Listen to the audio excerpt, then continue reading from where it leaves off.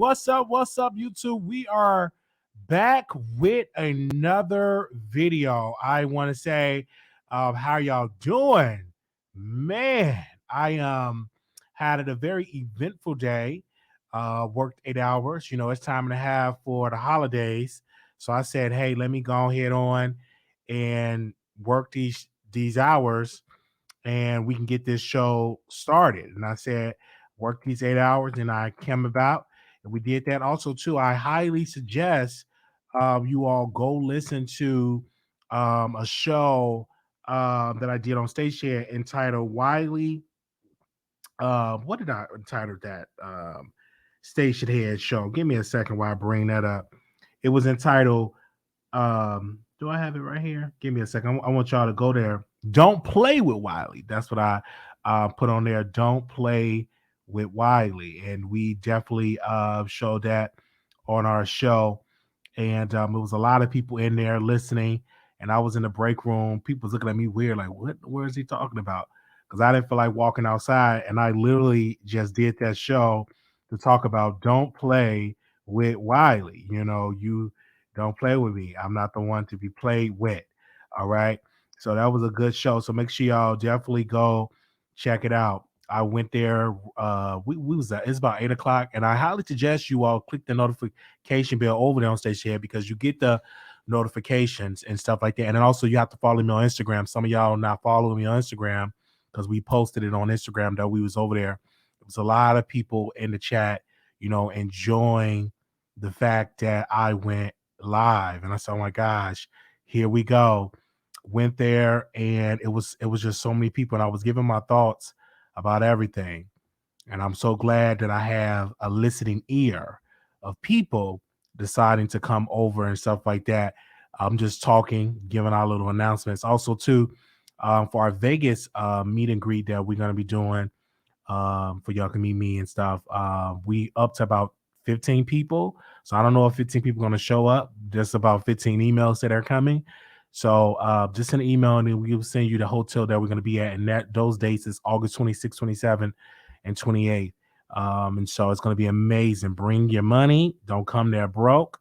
Because I'm going to be gambling as well as going to the casinos gambling. And also I will be, you know what I'm saying, going to and get me some edibles. I'm definitely going to be doing that. I have to go and get some edibles and stuff like that because it's just needed. I will be doing that on my own time.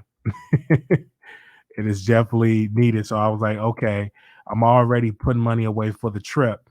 And so I highly suggest if you all are coming to Vegas, put money away, put money aside so you don't have to wait to the last minute that you're going to Vegas. You know, so don't wait to the last minute because of Vegas. I definitely want to say that again. Don't wait to the last minute. Okay?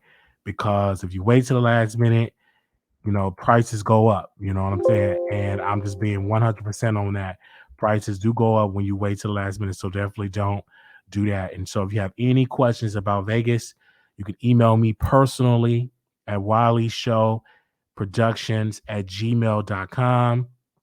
Give me about a day to answer because I do answer other emails, and I definitely will answer your question. So, but those are the days. So a person already booked their room, they booked their flight, and they ready. I'm saying, oh my gosh, you didn't beat me up to getting stuff together. I'm like, oh my gosh, I need to definitely be on it.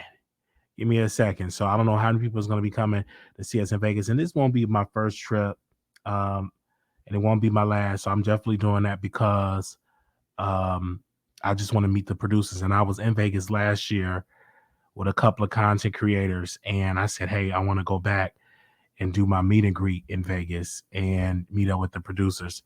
And so the Usher tickets is still pricey, so I'm gonna just give y'all the price for the Usher tickets, and then I'm gonna send an email.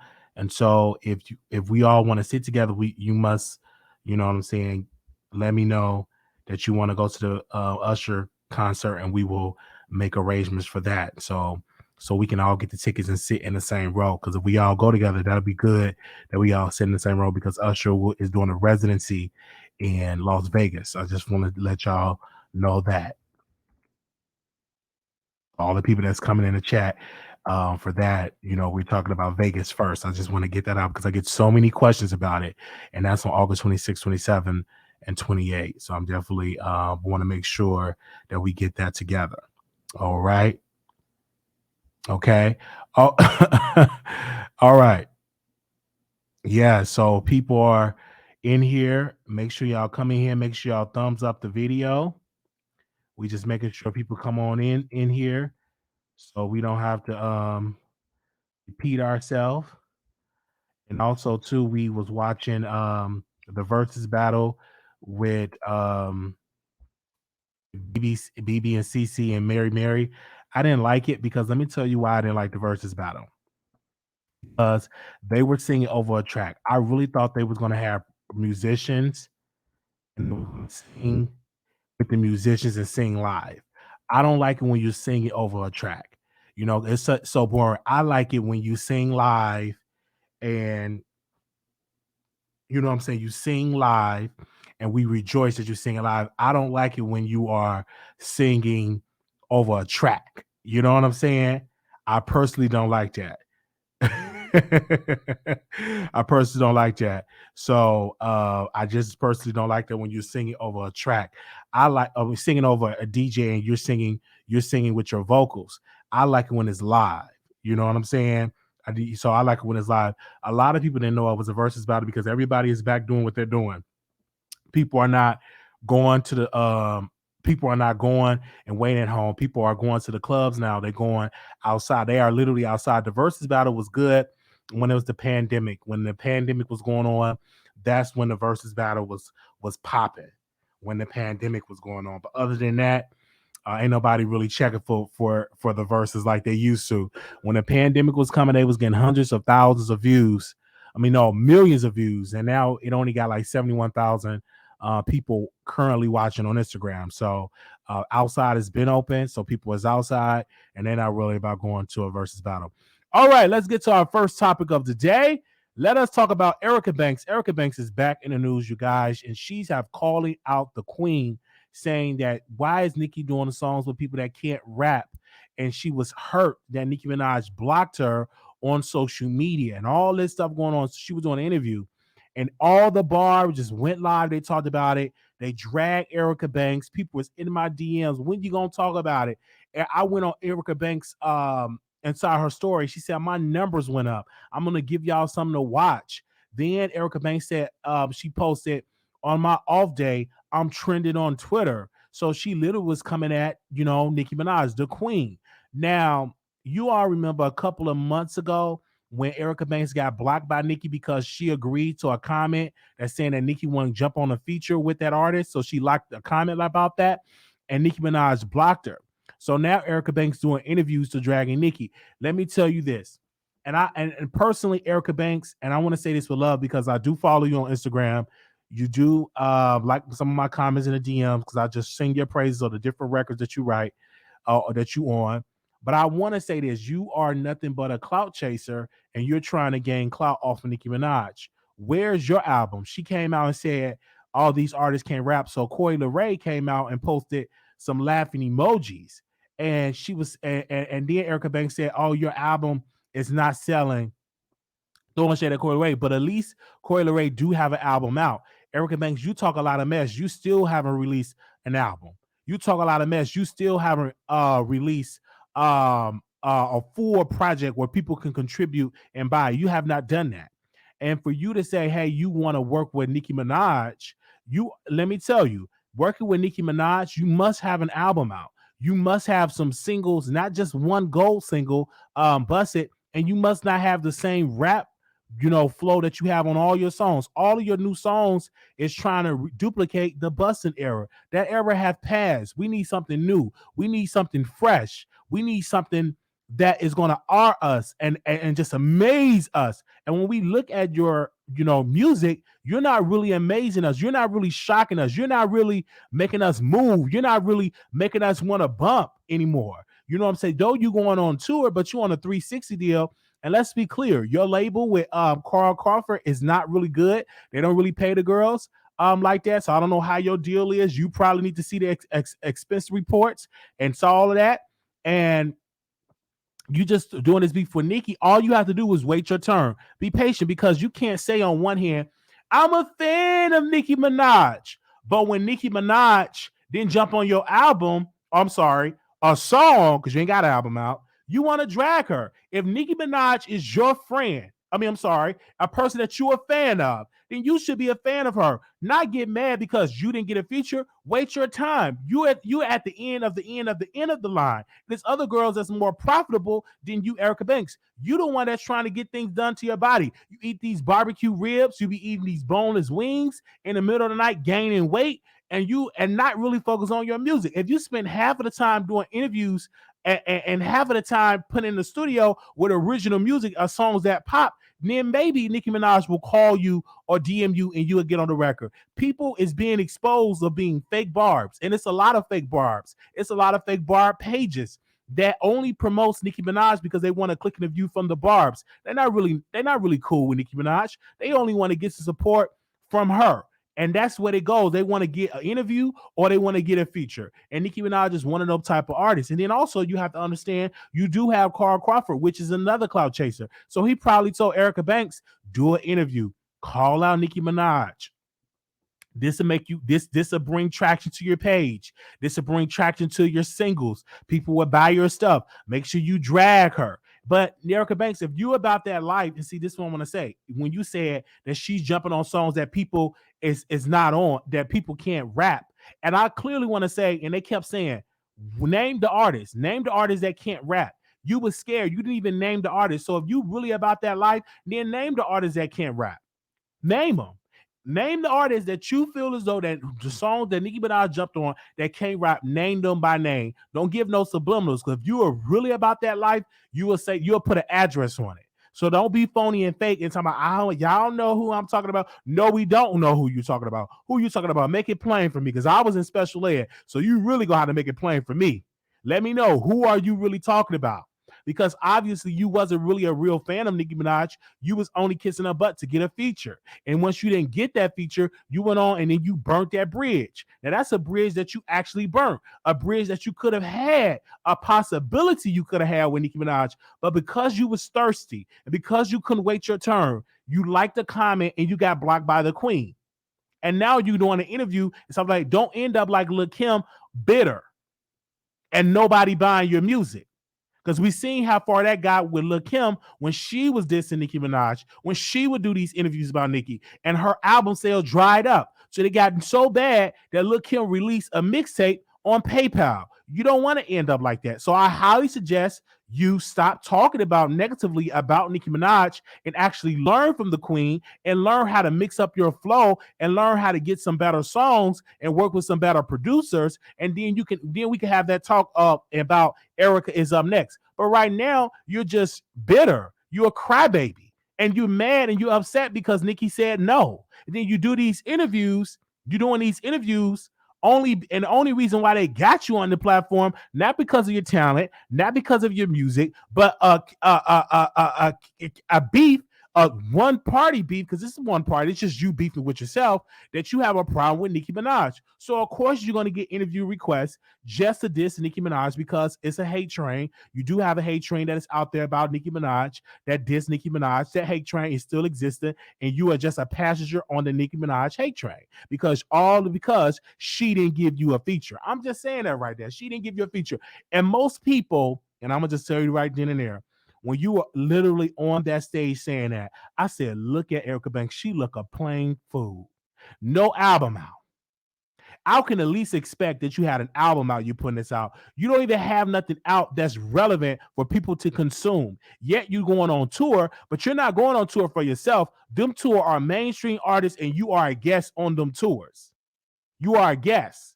It's not your tour. You're just a guest on the tour. So you need to learn from Nicki Minaj. And I highly suggest the road that you're going on is not the right road. Because let's be clear. If Nicki were to jump on the Erica Banks song, it would benefit you more than it would benefit Nicki.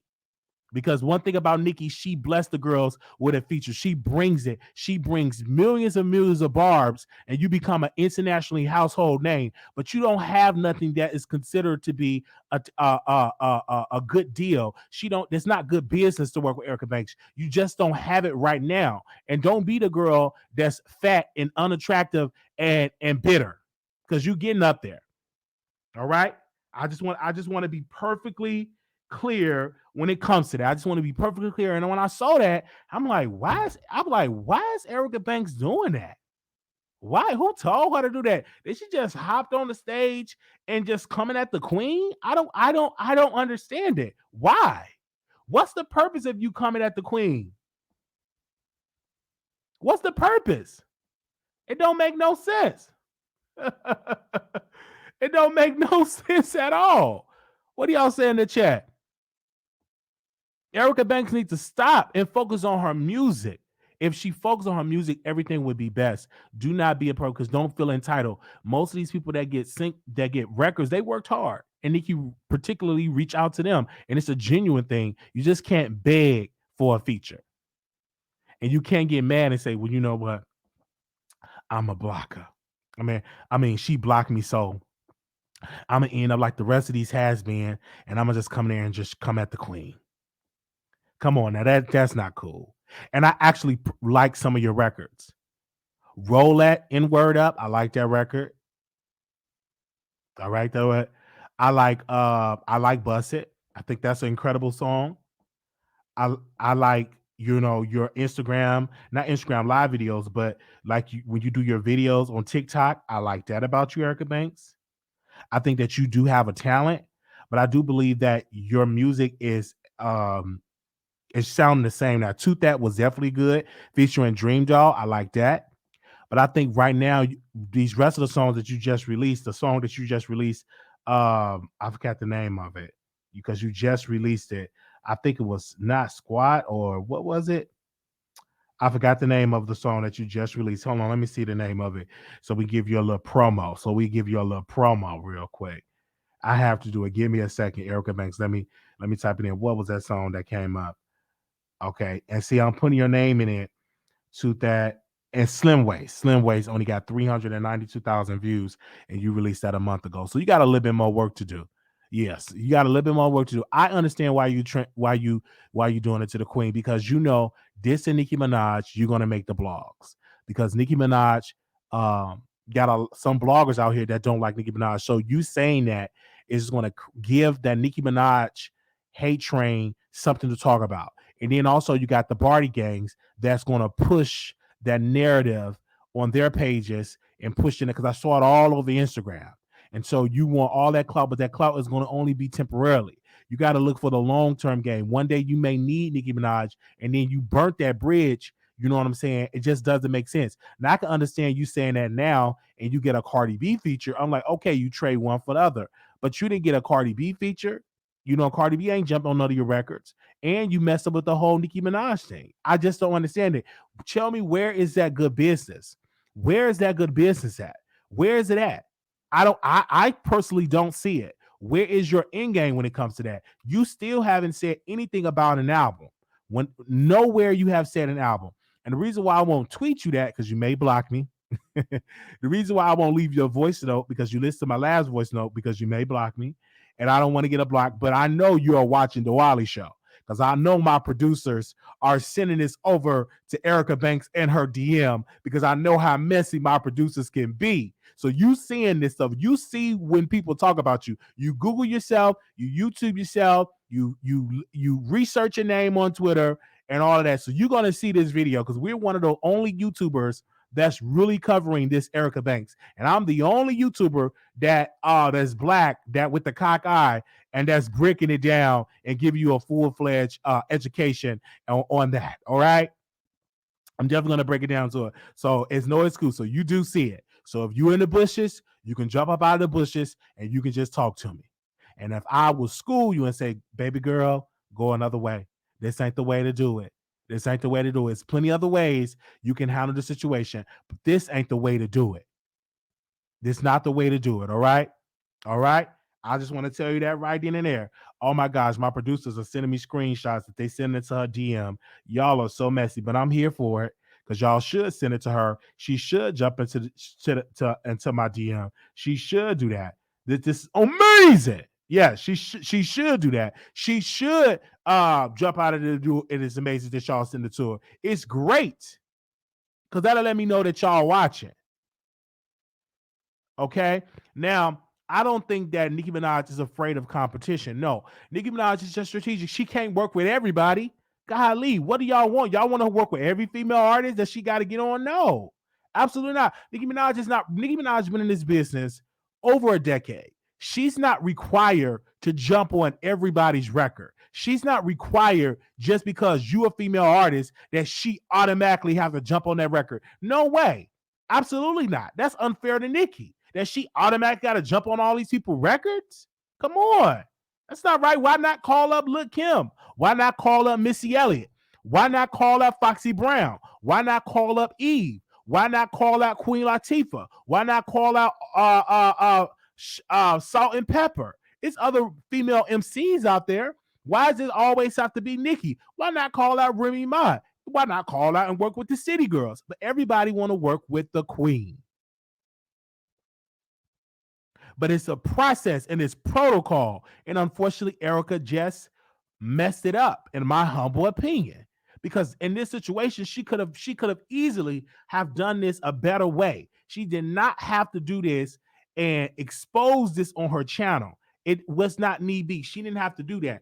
Only thing that Erica Banks should have done: patience, putting out good records, minding her business, building up her fan base. We still don't even know what Erica Banks called her fan base. She still didn't give her fan base a name. It's not even no Erica Banks fan pages out there that's relevant. So Erica, you got a lot more foundation building before you say, hey, I'm ready to work with the Queen. Got a little bit more groundwork to do. All right. Until you put out some more records and get more recognition, and then you can revisit that. But now you burnt that bridge when it comes to Nicki, because I don't think Nicki will work with you because you went on to the media and you did all that. Okay. So we will see how this is definitely going to play out. And I definitely had to say that. What are y'all saying? Somebody said, yeah. So make sure y'all like the video. I'm telling y'all better like this video, because if y'all want me to get to this there Reid, we must be at 200 likes. Come on, somebody. All right. Because y'all want to get to Larry Reid, make sure y'all like this video. Let me know how we doing with the thumbs up, moderators. Keep me updated when it comes to that. Sure, you know what I'm saying? You could definitely do a record with Queen Latifah or Salt and Pepper or Lil Kim. Because let's be clear, when you did that remix, when you did that song with Dream Doll, let me see how many views that song got. Give me a second. Let me see how many views that song got with Dream Doll. Hold up 1 second. Let me see. When you did that song with Dream Doll, that got about, because you did a remix with Dream Doll. So let me see how many views that got. Let me see how many views that got. Okay, that song with Dream Doll got about, where is it at? I was just looking at it. Hold on 1 second, you guys. That song with Dream Doll got about 95,000 views. Oh, that can't be right. It was that low? No, that's a lyric video. Yeah, I'm trying to see how many views that got. 392,000 or 9.5 million. I don't see that. 9.5 million. Yeah, 9.5 million. So that was a good, so I understand that was a good, yeah, 9.5 million that he got Erica Banks and Dream Doll. So that was some good views right there. That was some good views right there. So you could work with Lil Kim, or you can work with, well, or you could work with, Megan Thee Stallion. But I don't think Megan will work with you because people think that you are a carbon copy of Megan Thee Stallion. There would not be an Erica Banks if Megan Thee Stallion was still fans, still in good graces with the label. Unfortunately, there will not be an Erica Banks if Megan Thee Stallion would have worked out with the label with 1501. There would not have been an Erica Banks. And I'm being real, nothing against her talent, but I think that because Megan Thee Stallion sued 1501, Carl Crawford had to look for another female artist, and he found Erica Banks. She was the only one outside of Megan that popped. So if it wasn't because of that, there would not have been, uh, uh, let's be clear, Erica Banks. All right. Woo! I really, really had to cover that because I know y'all had to get it. So I definitely had to cover that. Okay. 9.5 million in 1 year. That's a lot of girls doing numbers in 1 week. Yeah. So we definitely gonna have to see how that's gonna be done. And she getting her body done. I'm like, okay, Erica, don't play with your body. Because y'all seen what happened to Lil Kim. She looked like one yang yang, messing up with the Lil Kim. She messed up her whole look.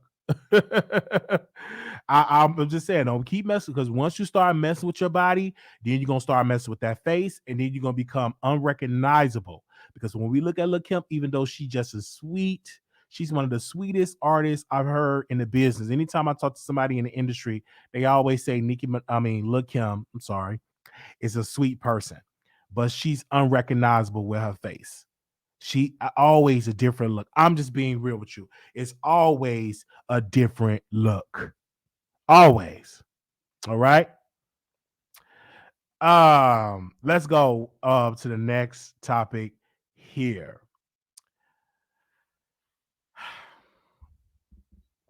What's up? How we doing with the thumbs up? Let's get some more thumbs up here. Come on now. Let's get some more thumbs up here. How we doing with the thumbs up? Come on. Let's go. Hey. I hear some music in my head, so I got to dance a little bit. All right, y'all. Okay. Hey. Come on. Come on.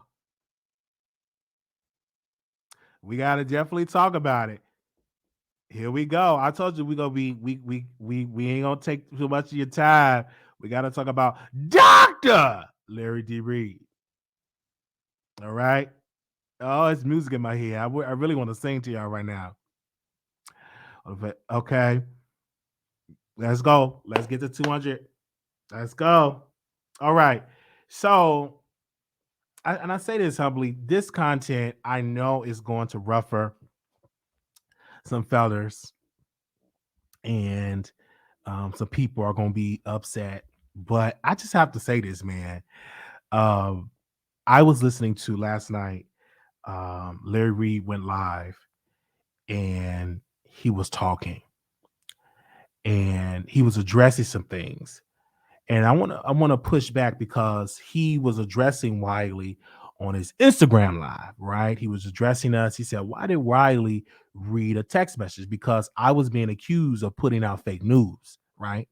I never showed the text message. I read the text message on the air, right? And left it alone, right?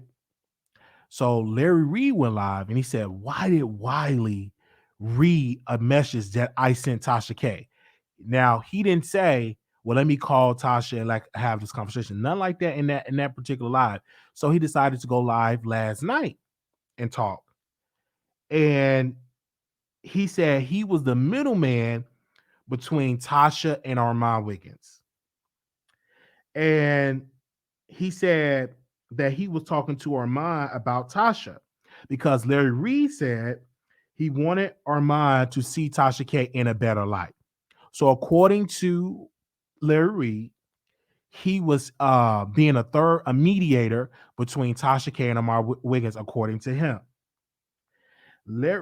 Also, he was saying he was talking. He said he never got on the phone with Wiley, and that's true. I never got on the phone with Larry Reid. And he said that Tasha K is a spiritual mom, and we are her spiritual children. And he said he had a long conversation with Armon in LA. This is Larry Reid. He just explaining this and talking.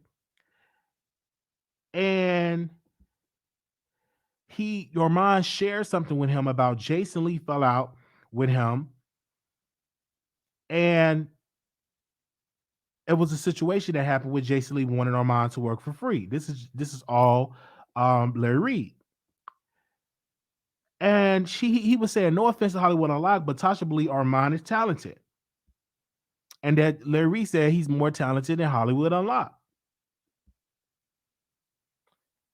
And Armon was telling Dr. Larry Reid that he was being mishandled by Jason Lee.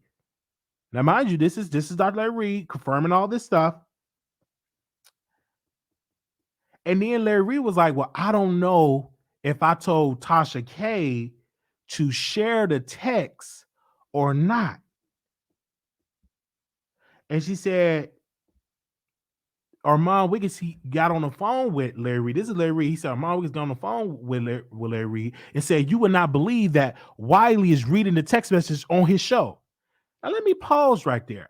I'm hearing all of these names. Now, these people don't watch my show. They don't want to watch me.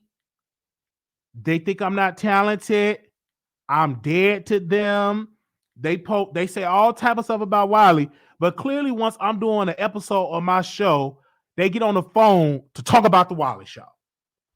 But I thought you don't watch the Wiley Show. I thought that Wiley is not relevant here. So why are we having conversations about Brother Wiley? I'm not understanding that piece. So he's like, oh, you want to believe that Wiley's reading the text message that you sent Tasha? And Larry asked Tasha K, did she send Wiley the text message? And he, according to Larry, that she said to him, very apologetic, he didn't supposed to read it publicly.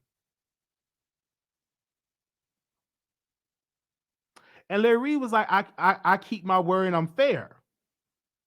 And she said Tasha K called and was very apologetic about sending me the text message. And she and then Larry Reid said, well, Wiley usually reach out on Instagram. And then Larry Reid was like, well, Armon said that Tasha K did this on purpose. And then Larry Reid said, I'm not going to be the middleman. And then Larry Reid said, Wiley used to reach out to me on Instagram. And I'm surprised at Wiley because I thought he was a nice guy. This is Larry talking about Wiley. Not coming on the Wiley Show to have a conversation. Let me tell you how messy this is. Not because I feel like this. If you a pastor and a preacher and you got a problem with Brother Wiley, please come and speak to Brother Wiley and let's talk as men. But don't discuss me on your platform with your employees about me. If it's a problem with Brother Wiley, come speak to me. Hit up my DM. Call me. Come to the Wiley Show and let's have a conversation. But I feel like I feel like that's not a good spiritual choice to go on another platform talking about, I thought Wiley was not. Well, talk to Brother Wiley. And I will explain to you that I got the text message from Tasha K and I read it on the Wiley Show. But the thing about it is, I see how this play, because this is the quote unquote these millionaires trying to play for the common working class. And I see how this is being played out. These so-called millionaires playing against the working class. But it's the working class that made you become a millionaire. Okay? Let's make that perfectly clear. So Larry Reid was supposed, back in December when the Wiley Show was getting dragged, I was getting dragged in December. I was getting dragged by so many content creators, people that I thought was my friend. I thought we were cool. I don't consider a friend, but I thought we were cool. They were dragging me. I was getting dragged from the crown of my head to the sole of my feet. I was getting dragged during that Christmas episode. I was getting set up and dragged for filth. And it was a phone call, according to Larry Reid, that they were supposed to meet up. Armon Wiggins and Tasha K was supposed to meet up in Larry Reid's mansion. And they supposed to have a conversation about their differences and trying to see eye to eye. So they was going to have a conversation at Dr. Larry Reid at one of his mansions, and they was going to have a conversation and talk about it. And then Armon, he went live. He leaked private information, said on his show, I was supposed to link up with Larry Reid, and Tasha K wanted to link up with me and contacted Larry Reid and all of that. We supposed to fly out. But what about other people like Wiley? He wanted to fly out. What about him and all that? I'm being mentioned again. And I'm like, don't keep mentioning me. If I want to get to Atlanta, Georgia, I can get to Atlanta, Georgia if I want to get to Atlanta, Georgia. Don't keep mentioning my name in this. If Tasha wanted to fly Armon Wiggins down, congratulations. We're going to sit, we're going to watch, and we are going to do commentary. Period, point blank. That it ain't going to make me sad. It ain't going to make me feel no type of way. It ain't going to make me feel bitter. I'm going to sit here like I do on every other episode, and I'm going to sit and do commentary. Period, point blank. That's not going to bother me at all. I'm going to be here and I'm going to do commentary and give a review like I've done with plenty other people that have been on Tasha K Live app. It would not be a difference if Armon Wiggins was sitting in the orange chair or if Armon Wiggins was in there with the LRLers and with Larry Reid and over there with the church folks. That it wouldn't have bothered me at all. I would have sat there and have a conversation. But I have an issue with this because y'all don't need a third party. That does not make sense. Y'all, I can understand. I can really understand if y'all met in person, Tasha K and Armon Wiggins, they met in person. They had this big fallout. They was in this big deal, and they need a mediator. I can get that. But these people never met in person. Having Larry Reid in the middle of this will only benefit Larry Reid's channel the most, because he's going to get all the clicks and views off his channel. All the donations they're going to donate to the Larry Reid channel. What are Armon Wiggins and Tasha K going to really gain from that? So I don't understand why they have to contact Larry Reid in the middle to resolve an issue. All they got to do is pick up the phone and talk to each other, because Larry Reid sent a text message saying, oh my gosh, let me send this to Tasha K. It is a strong possibility that can end up in the Wiley Show hands. I'm not shocked that it ended up in my hands, and we reported on it. Now, if it was a lie, then Larry Reid got to go back to the source that said that he had problems with Jason Lee.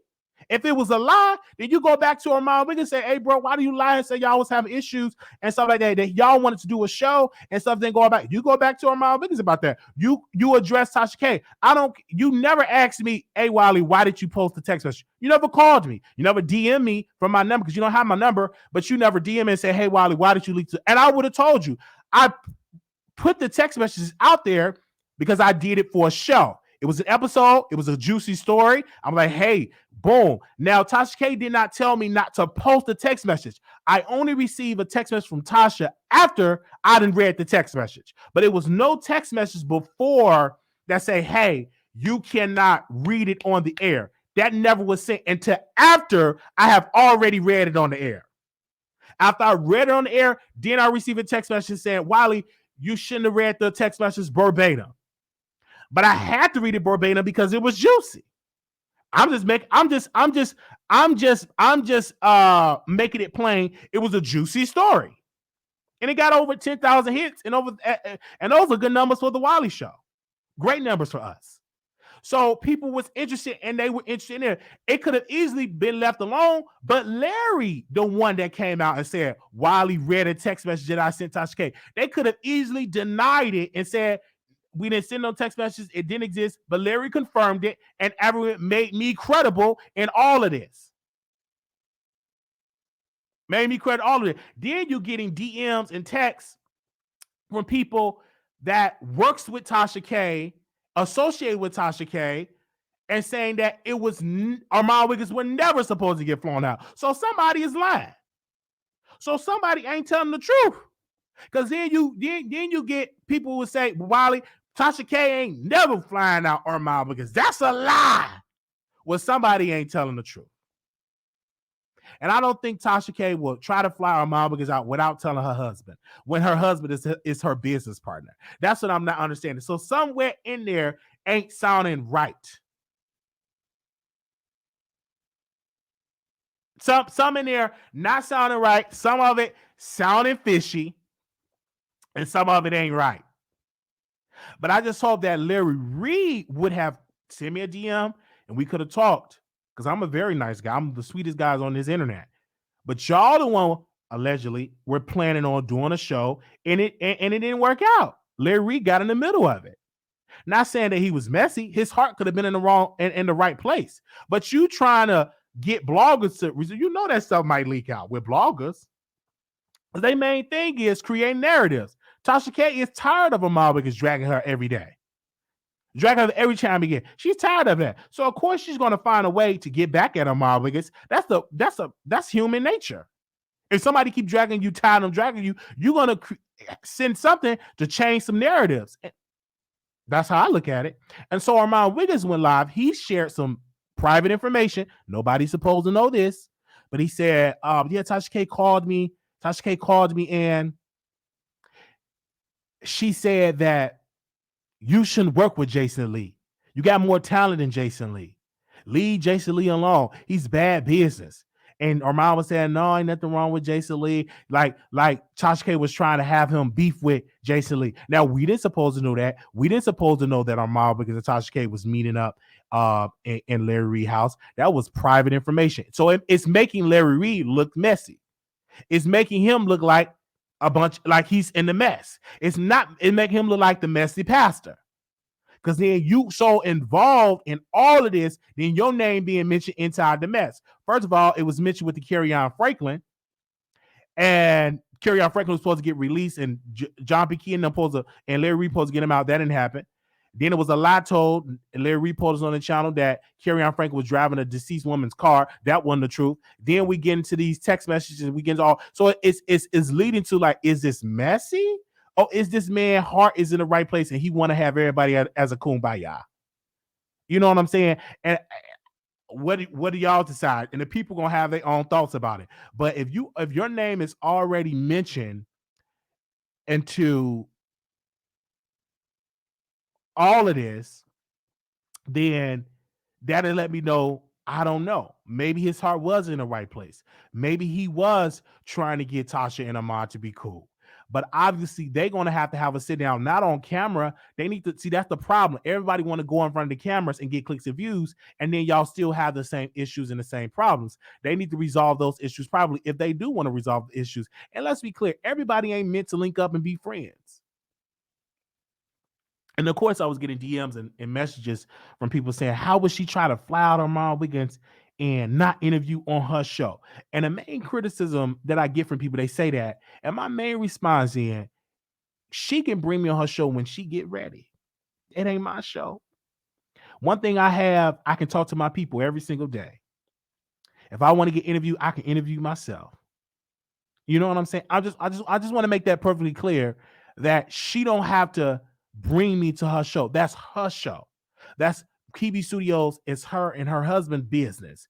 They don't have to invite me down there if they don't want to. That's their choice. I'm not going to beg them. I'm not going to send them no text messages saying, hey, I need to come there and interview with you right now. I need to sit down with you right now. You ain't going to get none of that stuff about me, because what God has for me is for me. When that door is ready to open up, it will open. I don't have to force that door open. I don't. Not when I can speak to 800 people around the world that's tuning into the Wiley Show with no special guests. And I'm talking to the audience on my own with my own name. And people can be able to tune in and watch and see what I have to say. If Tasha K never bring me on her show, I'm going to be fine. I'm going to be blessed. I'm going to continue to be blessed. So I think people think that I really want to go on her show just to get to Armon. No. If Tasha K called me today and said, hey, I'm going to fly you out to come on the show, that's great. But if she never have ever give me that phone call, that's great too, because I have my own show. There's plenty of other platforms I can go on to get interviewed. I'm not thirsty for an interview. Never was thirsty for an interview. I'm not thirsty to go to people's birthday parties. I'm not thirsty to do that. You rarely would see me out with people.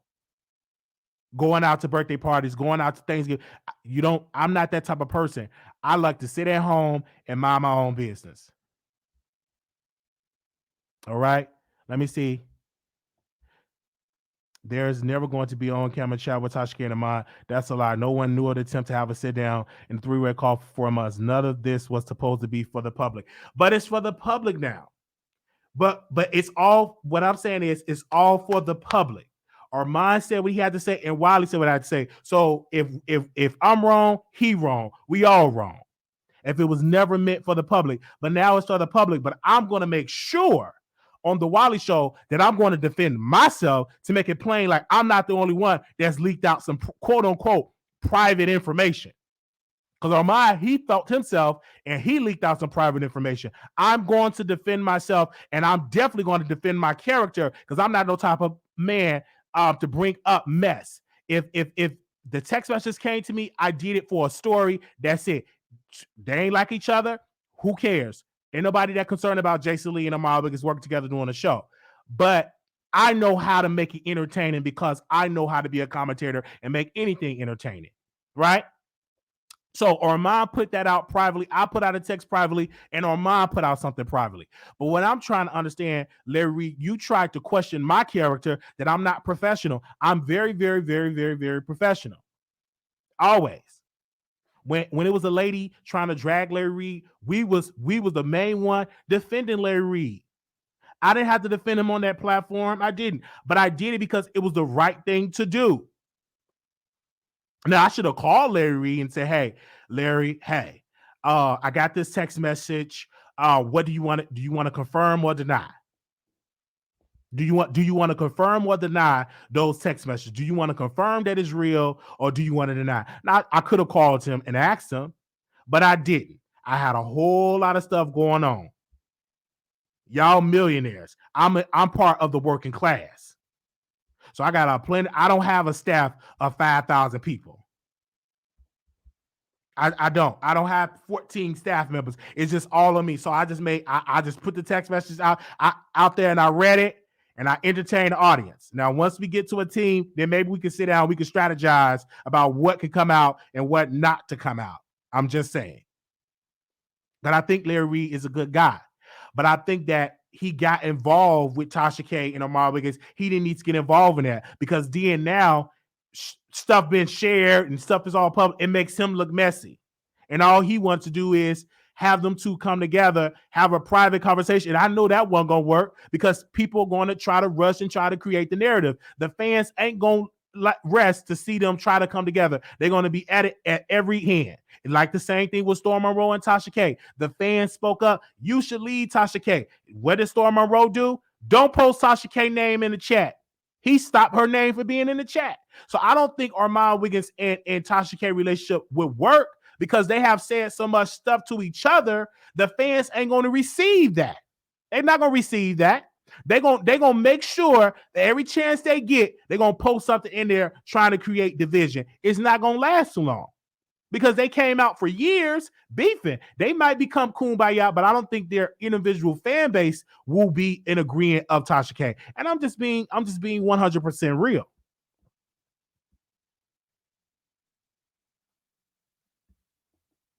So, you know what I'm saying? And I know my name is blocked in many people's chats. I already know that. Y'all ain't even got to tell me that. Yeah, I think Larry Reid is a good guy. I thank you so very much. I think he's a great guy. You know what I'm saying? I watch his content. I think he's one of the best to ever do it. You know what I'm saying? I just have to defend myself because, yes, I posted a text message out there, but I didn't get it out of thin air. No, I didn't get it out in thin air that it just came to me out of thin air. I got it from Tasha and I read it. Now, I should have called Tasha, say, hey, Tasha, do you want me to put this out here publicly or not? I could have called it, but I didn't. I said, it was time to go live, went live. I had a mission, go live, break this story, get the clicks and views. That was my mindset. But if I could do it all over again, I would have been patient. And I'm like, okay, let me call Tasha and ask her, can I release this? And then I will call Larry Reid and say, hey, Larry Reid, is it possible for me to do this? I'm just keeping it plain when it comes to that. I never asked Tasha Armon to call me. I didn't ask to be in none of this. But you were a part of it, Larry Reid. You in it. See, you in it. And then that leads people like myself and other folks to create a narrative. You may be so innocent, but now it looks like you all is in the mess. Now you in it. So then when they mention Tasha K and they mention Armon Wiggins, gonna mention when Larry Reid up there in their business, he sent a text message to Tasha about Hollywood Unlocked, that Jason Lee didn't want to pay Armon. They're gonna put you in a mess, and you could be innocent in all of this. You could have been. I want them to be at peace. I want them to be at a kumbaya moment. I want healing in the situation. But now the public is looking like, man, this is a mess. This is a mess here. We'll drop the link if you want to call in. Hold on, people. We still talking, and then we're gonna open up the chat and we're gonna open up the phone lines and allow y'all to call in. So because y'all know we do a call-in show. We only allow Larry Reid if you want to come on there. I like both Armon and Tasha. All I wanted was a call from you because we have direct dealings, but there's a be. Yeah, I could, like I said previously when you went live on your Instagram, I said, yeah, I should have hit him up on Instagram and say, hey, Larry Reid, I got these text messages. Do you want to confirm or deny that? Right? I could have done that. That's me thinking, if I could do this all over again, I would reach out to you. I don't even regret putting out the text message because it was a hot story. It was juicy. Oh my God, Jason Lee didn't want to pay Armon. That just confirmed that Jason Lee don't like to pay his people. And then one of his employees, Chelsea, that used to be an employee of Jason Lee, she came out and she talked about how he didn't pay the workers, and they have to write books about him. So it was a good story, so people to be entertained. It was an awesome story. But do I have beef with Larry? No. I'm too grown for that. And Larry Reid's a good person. He's a preacher, a prophet. He's a celebrity gossip blogger. I like Larry Reid. So it's no beef. I'm just giving my opinion. I think sometimes when people give an opinion, they got to say, oh, we beef. Well, I can't get my thoughts. They said, if Tasha never have you the text, none of this would be public at all. It's not your fault. No, it's not my fault. And I know it's not my fault because I read it and it's not my fault. And I never released it to the public. I just read it. So y'all didn't even have to confirm that it was a text message. It could have just been laid on Wiley like, oh, is this true or not? Because many people didn't believe that it was true. Many other YouTubers were covering this and they said, I don't believe this. This ain't true. Wiley lying. But when you confirmed that, why did Wiley read a text message I sent Tasha? It confirmed that a text message was sent. It confirmed the text message was sent. So I just feel like that I felt like I was being blamed by you, Larry Reid, and I feel like no, that's not true. Like something was sent to me and I put it out there. And then it was said to me once it was out there, then it was said, don't read the text message. You should have read the text message verbatim. That was after I already read the text message. It was already out there on the air. So give me a second. We would definitely open the phone, but I definitely had to get that clear and definitely had to talk about it. I'm gonna wind up, but I think you're being played. Oh, wow, people think I'm being played. Memory Sir Wiley said he had an exclusive and should call Larry to get clarifications, but he's just gonna put it out there so he could put it out first. Yes, absolutely. Just like other YouTubers, they put out information first. They get information and they put it out. Sometimes it don't always be with all the details, but it sounds juicy. All right, I'm gonna go ahead out there. I'm gonna put it out there first. So that's what the situation is. So give me a second. I'm gonna open up the phone lines and we're gonna allow you all to call in. Make sure y'all thumbs up the video real quick. Thumbs up. Okay, y'all thumbs up really quickly. Okay, y'all thumbs up, and we're gonna open up the phone lines and allow y'all to call in. We thank Larry Reid for coming on, for giving his comments and giving his commentary. Thank you so very much to Larry D. Reid. Give me a second while I open up these phone lines. Shout out to the people in the chat. Hold on. I will drop the link, but do phone calls over here. And then we can drop the link if Larry want to come on. If he want to come on. I know it's late. I had to come through. I know it's late. All right. Give me a second here. I'm gonna open up the phone lines. All right, give me a second. While he's being played. That's what y'all think. Oh man, they say I'm being played. So y'all can call in. Is Wiley being played? Call in 646-716-8447.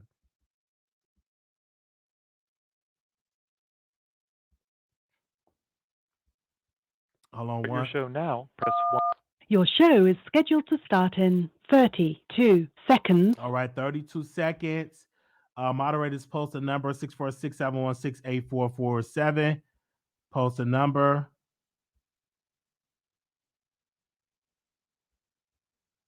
646-716-8447.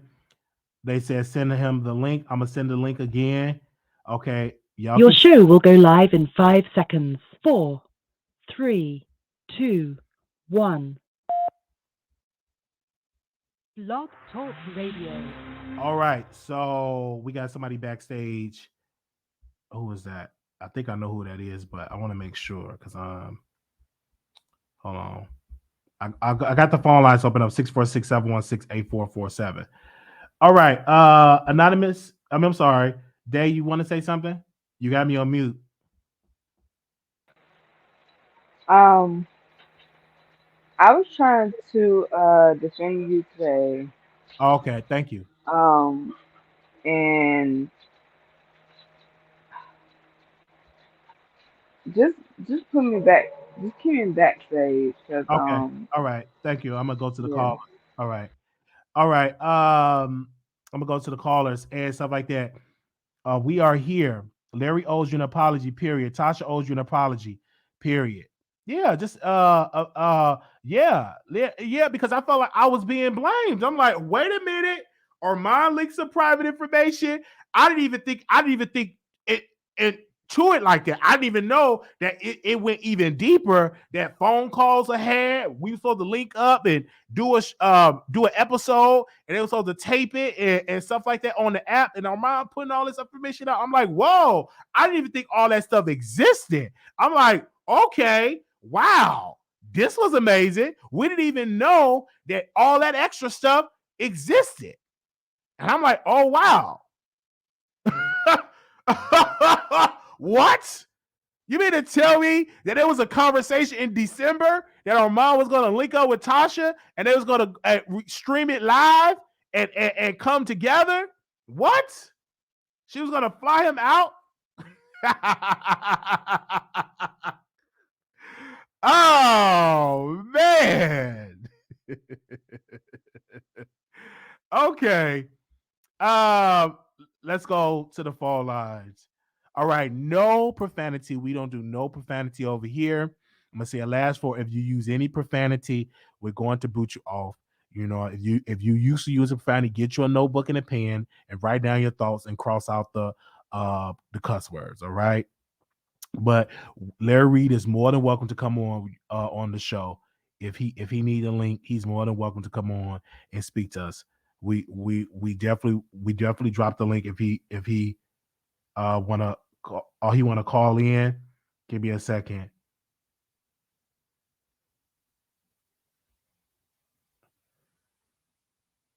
Oh, he's gonna call in.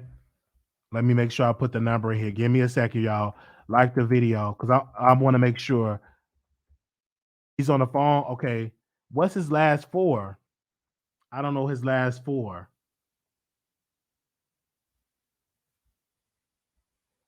Give me a second.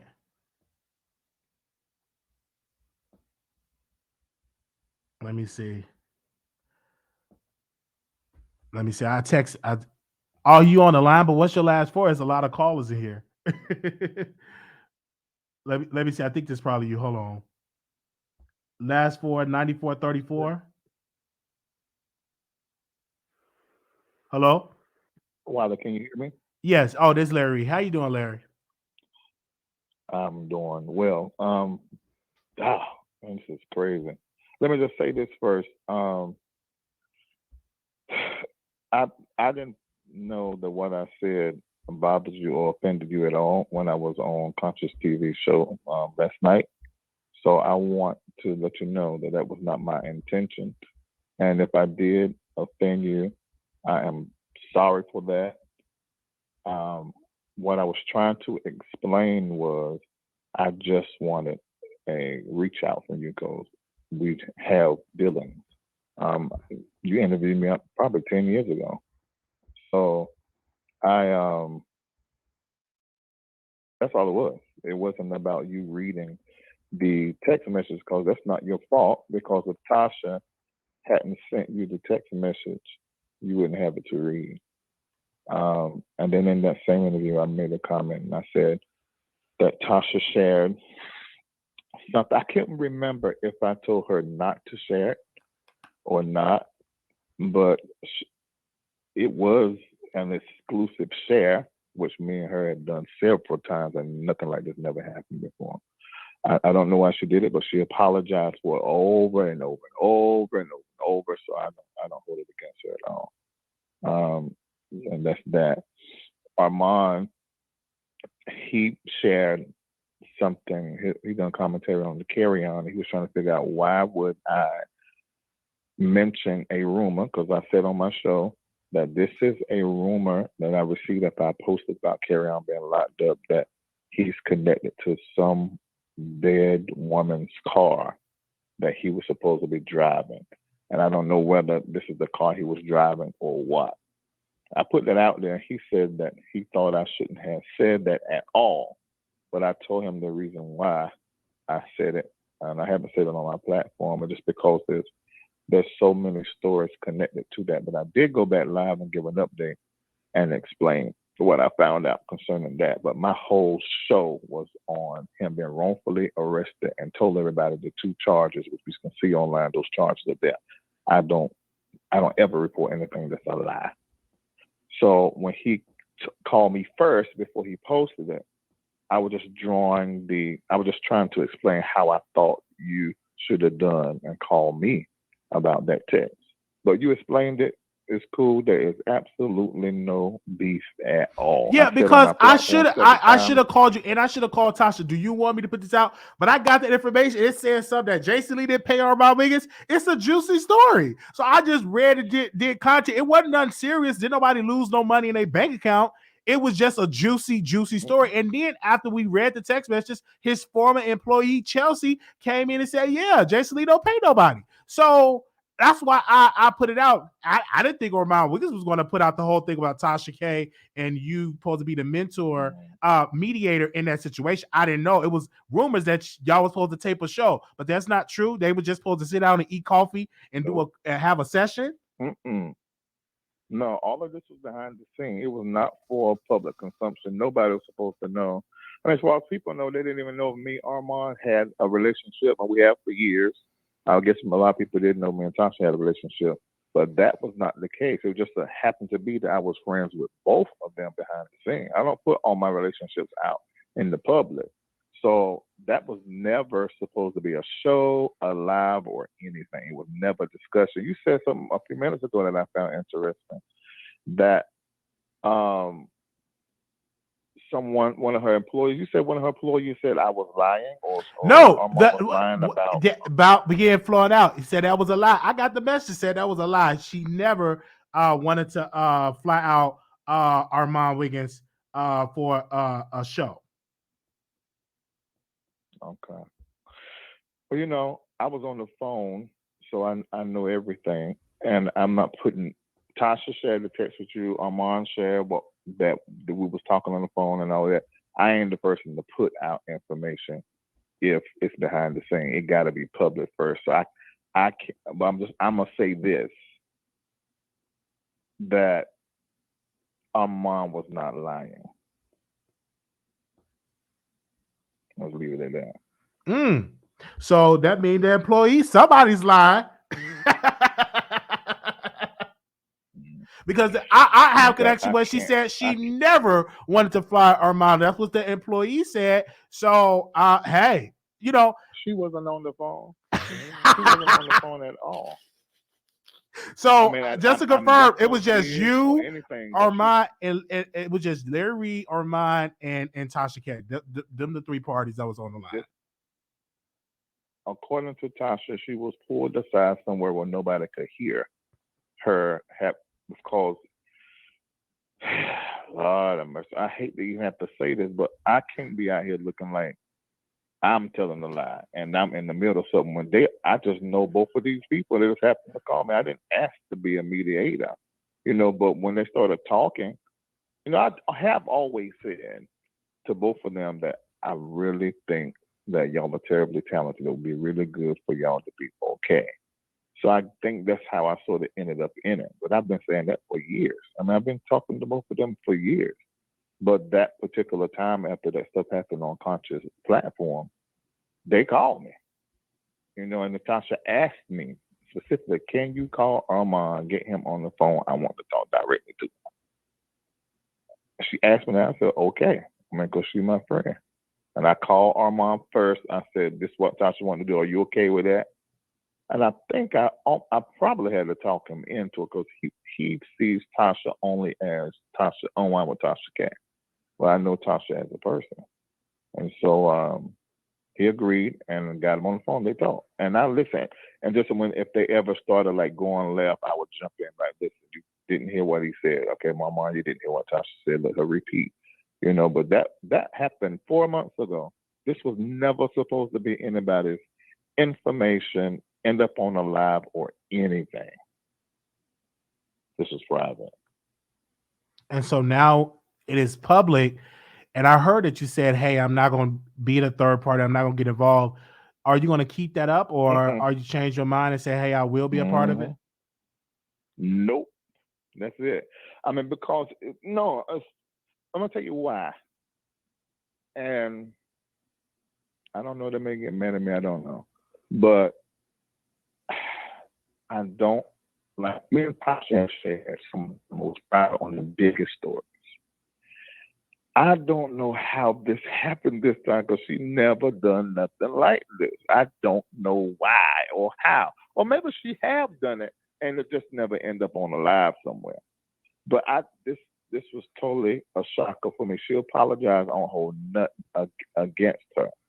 However, I don't like it, and it will make me think twice before we share anything because I don't know what you're gonna do or how you're gonna. So I'm probably gonna make sure give a huge disclaimer: don't share with nobody. Don't tell why. Because what she told me when I called her, when Armon told me you was live and reading it, I said, Tasha, what in the world? She said, I'm so sorry. I tell Wiley everything. He was not supposed to do that. He effed up. So that's what she told me. And then Armon, he shared, this whole conversation flat out thing. So I still love both of them, absolutely. But I just don't. I don't want to be in between that, and then that they both have shared something that is private. That I don't want to be in that. And if you know my platform, while I don't share nothing unless it's public.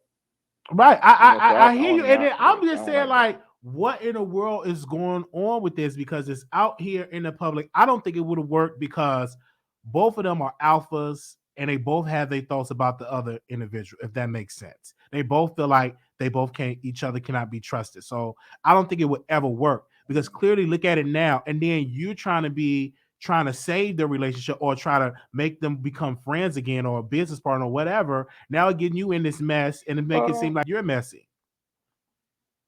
Yeah, and that's the reason why when Conscious went live about it, I jumped on this live because otherwise I wouldn't have said anything. But by that time, Armon had done told stuff that wasn't even supposed to ever be told.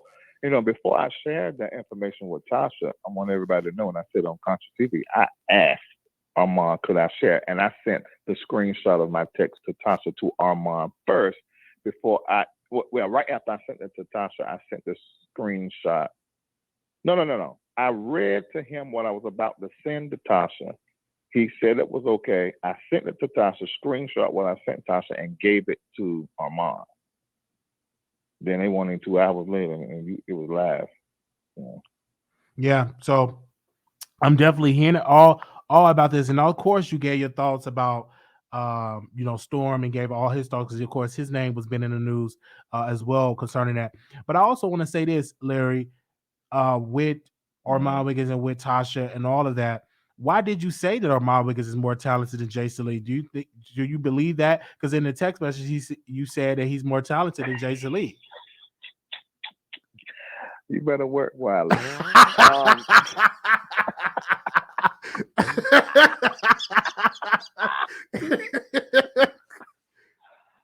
Okay, first of all, let me say it's just an opinion. It's no dig at anybody, but I had never I've seen Jason Lee's clips on Hollywood when we have them great interviews or just little clips, but I've never watched his live. But when I saw that Armon was going to be up there, I'm like, I'll watch. And they were going back and forward. And Armon shined really, really, really good in that live. I'm like, oh, he done came over here and took this show over and took it to the top. So I do think that as relates to commentary, Armon is terribly talented, way more talented than Jason Lee. It's just my opinion. No difference. I say I think this singer better than that singer. That's just my opinion. I do stand by that. Oh yeah, I agree, and I agree with that. I do. Many people agree with you about that, and I said I agree with Larry about that because I'm like the text message wasn't nothing bad. It was nothing like it was nothing bad. It was funny. It was just confirming some things that the public was already privy to. That Jason Lee don't like to pay his workers and all of that. Because we have known that from just his former employees. One of his workers at the case of water didn't get paid for parking. I'm just telling you, so good. We so good. See, this is you good with this. I watched you interview people. You know how to just get. You know how to get to the man. So we already knew that, and it's just you were saying. I'm like, oh wow, that's so amazing that people are bringing this up. But yeah, I want to say for this, I do regret not reaching out to you because I do reach out to you in the DM if something were to go on. Yeah.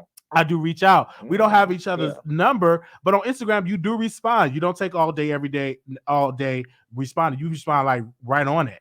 And so I regret not reaching out and say, hey, Larry, I got this text message. What's your comments? What do you want to say about this? I should have got a comment about this. I know you would have been shocked by it, but I wish I would have reached out to you and reached out to Tasha and say, hey, should I put this out publicly? I didn't do that. It was just a juicy story in the text. And I said, oh, this is juicy. I can really get some clicks and views. My commentator hat was on and not, let me be diplomatic about this situation and reach out to these parties. I did that with Dorinda Clark Cole when I was interviewing her sister,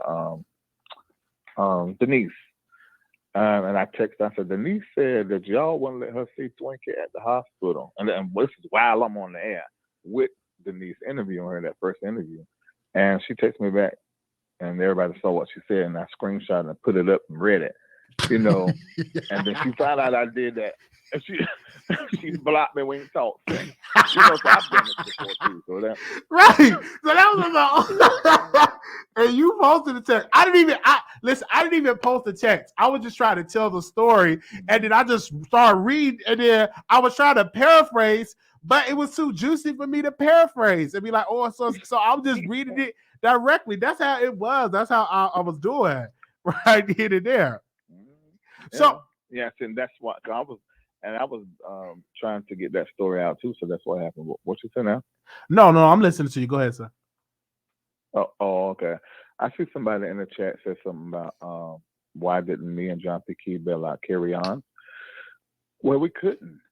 He has another court date. He's still in jail, last we heard, unless somebody has bonded him out. But whoever bonded him, no. I think they told me that they can't bond him out till after the 21st. He has to stay there for the gun charge court date. Now that's what I heard. And also, this is another part. And if anybody wants to jump in here and do this, they can. If we set the $2,000 for the $20,000 bill and he didn't show up to court, then now we got to pay $20,000. So I needed to be able to have a conversation. We needed to be able to have a conversation with Carry On first to make sure, he clear on that. So we don't now jump from $2,000 to $20,000. So that's what that was. And so he has another court there. Right. So I was like, oh my gosh. And I don't know how you would feel about the whole reporting with the Carry On Franklin, but I would just fall on the story because it came out on your channel that he was driving the dead woman's car, and all of the media folk, they posted that as factual. And all the media people. Nobody. And they posted it. That's right. They posted it as I said it. They posted like that's what I said, and it wasn't. If you go watch the live, I never said that. Okay. Because I was like, oh my God, this came on. So many people were upset. Like, it wasn't a dead woman. Larry lied. His credibility is shot. He's fake news. And they was saying a lot of that. but yet you say you have heard. Correct me if I'm wrong. That you heard that information from somebody and you repeated it. Yeah. And I said this, if you go watch the clip on IG, the whole live was on my channel, but I said that somebody called and said that Carrie On was questioned by the police concerning driving a dead woman's car. When I done the update, when I was eating ribs the other day, I spoke to the family since then of the deceased woman. She was living with Carrie On that was in the same house, and they allege that they think that he gave her bad drugs that made her sick. She had rented for him a rental car. That's what he was driving around in. But he ended up turning it back in because she died right before he turned the rental car back in or right after she found the rental car. And then they couldn't find her truck. And so they thought he had something to do with that. Now, even to this day, this was last week, cell phones are being sent to the house, in her name. Somebody has her identity. And so they think all of that is on Carrie On. So they told the cops. And allegedly, I can't verify this, is what the family member said, that the cops called Carrie On and questioned him. So that is the clarity to the rumor that I said could not be verified. And even what the family member is telling me, I don't have nothing in my hand to verify that, but that's what they said. All right, because I said, "Oh, Larry Reid lied." That wasn't the case because I'm reading the degree. All of these platforms, incredible, like the Vibe magazine, B Scott, all of these places were putting that out there that he was driving a dead woman's car, and that wasn't the case because that wasn't none of the charges that Carrie On have been charged with. Mm-hmm. And so, yeah. And I told them the charges. I told them what the two charges were. So I don't even know how they mix that up. Because it's more juicy about how Carrie On driving a dead woman's car. That's more juicy in that. Yeah. So okay, thank you so much, Larry. I think we really cleared it up when it came to this. So obviously you will bail him out if a bond is made once you talk to Carrie On. You will bail him out, or you're not going to do it. Well, his grandparents jumped in, and they apparently don't need my help or John P. Key's help right now. But if they do, they'll call. They probably got a phone call from the high up saying, "Y'all don't need Larry Reid help or John P. Key help." I think Kurt Franklin called them grandparents and said that needed, because they're dragging Kurt Franklin into this. They putting him in the headlines. You understand what I'm saying? It's like it's messing up his reputation. Kurt Franklin's son. So it's just like, and then if you look at the chart in Texas, what I was reading, I got across my desk, he had a lot of like a warrant for this, traffic this, expired this. It's always something considered with the law. So his family probably tired of him, and they probably just want him to take a little break and get himself together.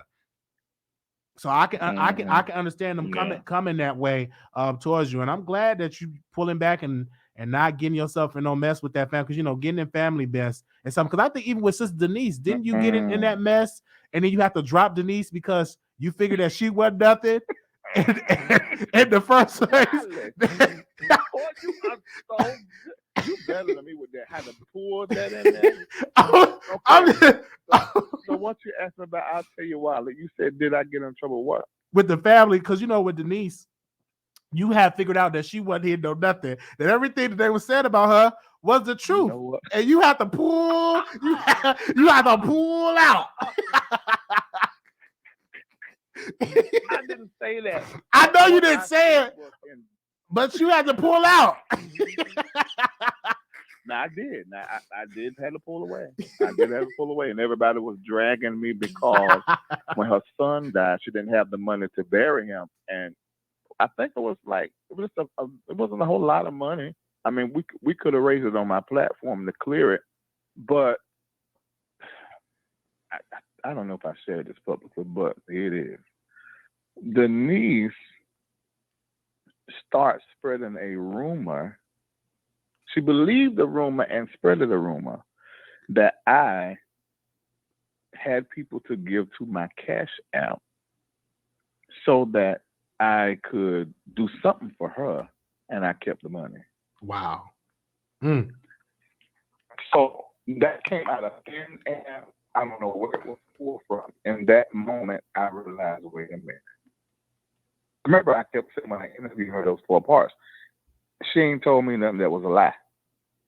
So if you're gonna believe a lie and spread a lie, now at this point you lying.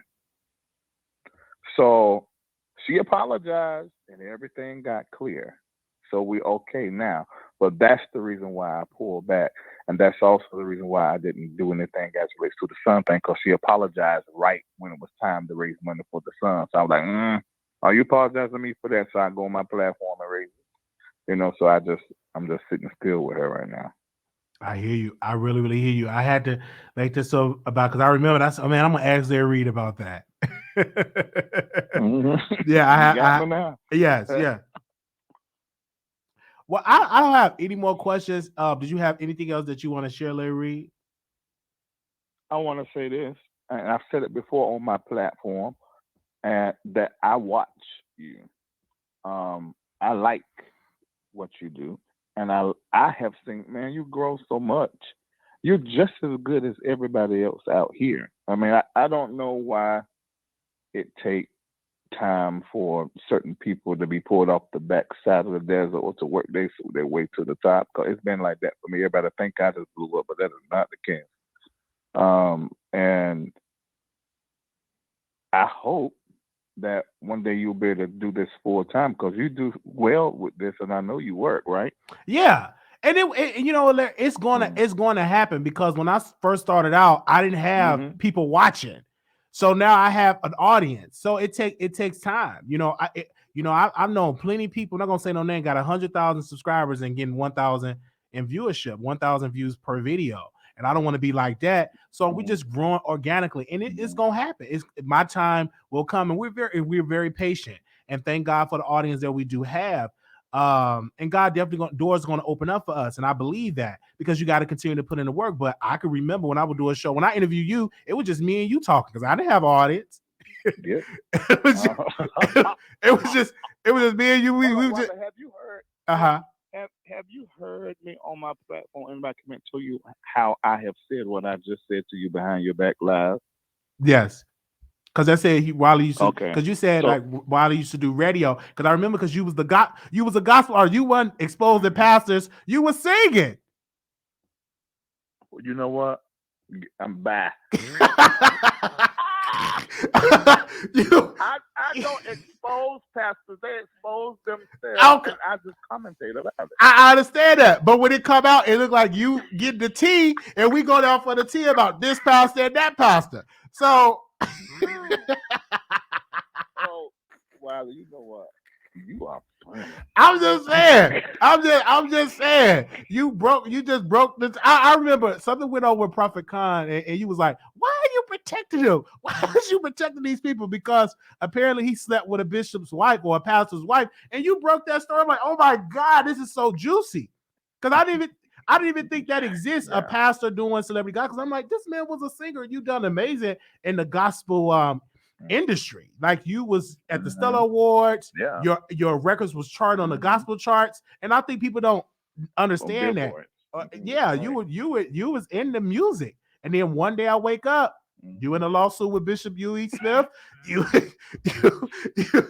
just hey, you are the church TMZ. Anything concerning with church, they go to Larry Reid.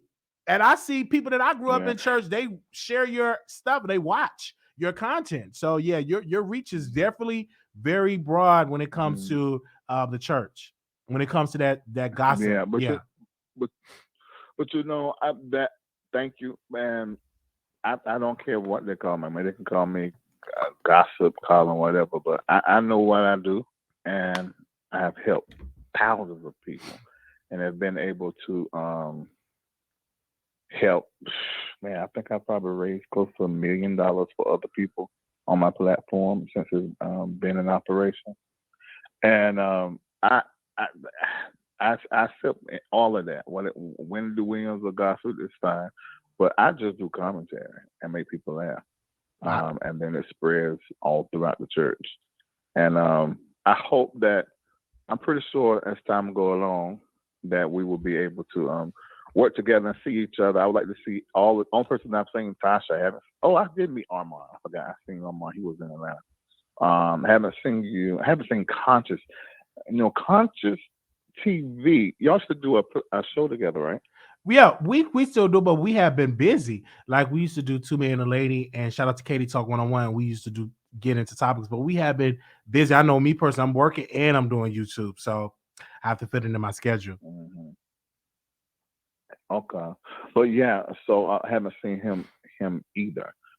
So there's a few content creators I would like to meet. What I'll have an idea of now. This was discussed with Tasha and Armon separately. I wanted to do a small 2-day conference with Black creators, and just bring everybody together. And so I'm going to do it. I'm definitely going to do it, and you have to be there. Yes, I'm definitely going to have to be there. I know you're going to have security there as well. I'm joking. I'm joking. No, it's good. That's actually a great idea because I remember some YouTubers back in the day. They used to call it the Black YouTube something, the Blackout or something they used to call it, and YouTube used to come together. That was back in 2009 and 2010, and YouTubers would come together before even YouTube had their own conference because Black YouTuber wasn't being considered to being profitable, so they created their own conference. So I think that would be an awesome idea. Almost definitely. Yeah, that'd be awesome. Yeah, I'm gonna make that happen. Yeah, that would be great. All right. Thank you so much, Wiley, for giving me the opportunity to explain. And anything you ever need to know, even if it's on the story that you think I might know, just hit me up. I'll hit you up, most definitely. I just inboxed you. I just inboxed you my number so we ain't got to do the DM thing. Oh, yeah. Okay, that's perfect. All right. Yeah, I just said it. I saved you on my phone. Thank you so much, Dr. Larry Reid, for coming on. Thank you. All right. Send me a text. I can save you back. Okay. All right. All right. Bye. Thank you. That was Larry Reid. You guys coming on the show to explain some stuff. All right. Your gift will make room for you, right? Yeah, hold on. Let me send him a text. Give me a second, you guys.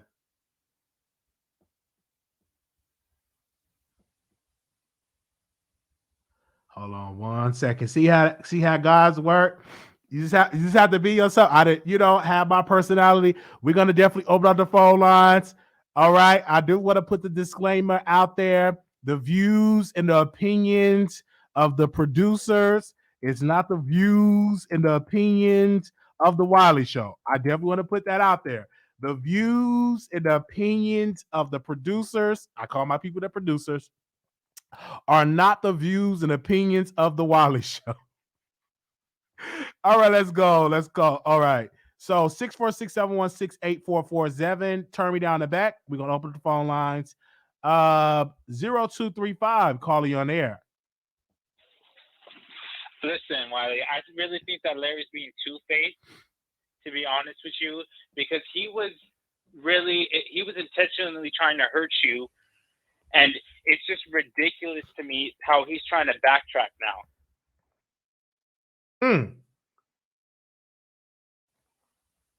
I'm here. Anything else you want to share?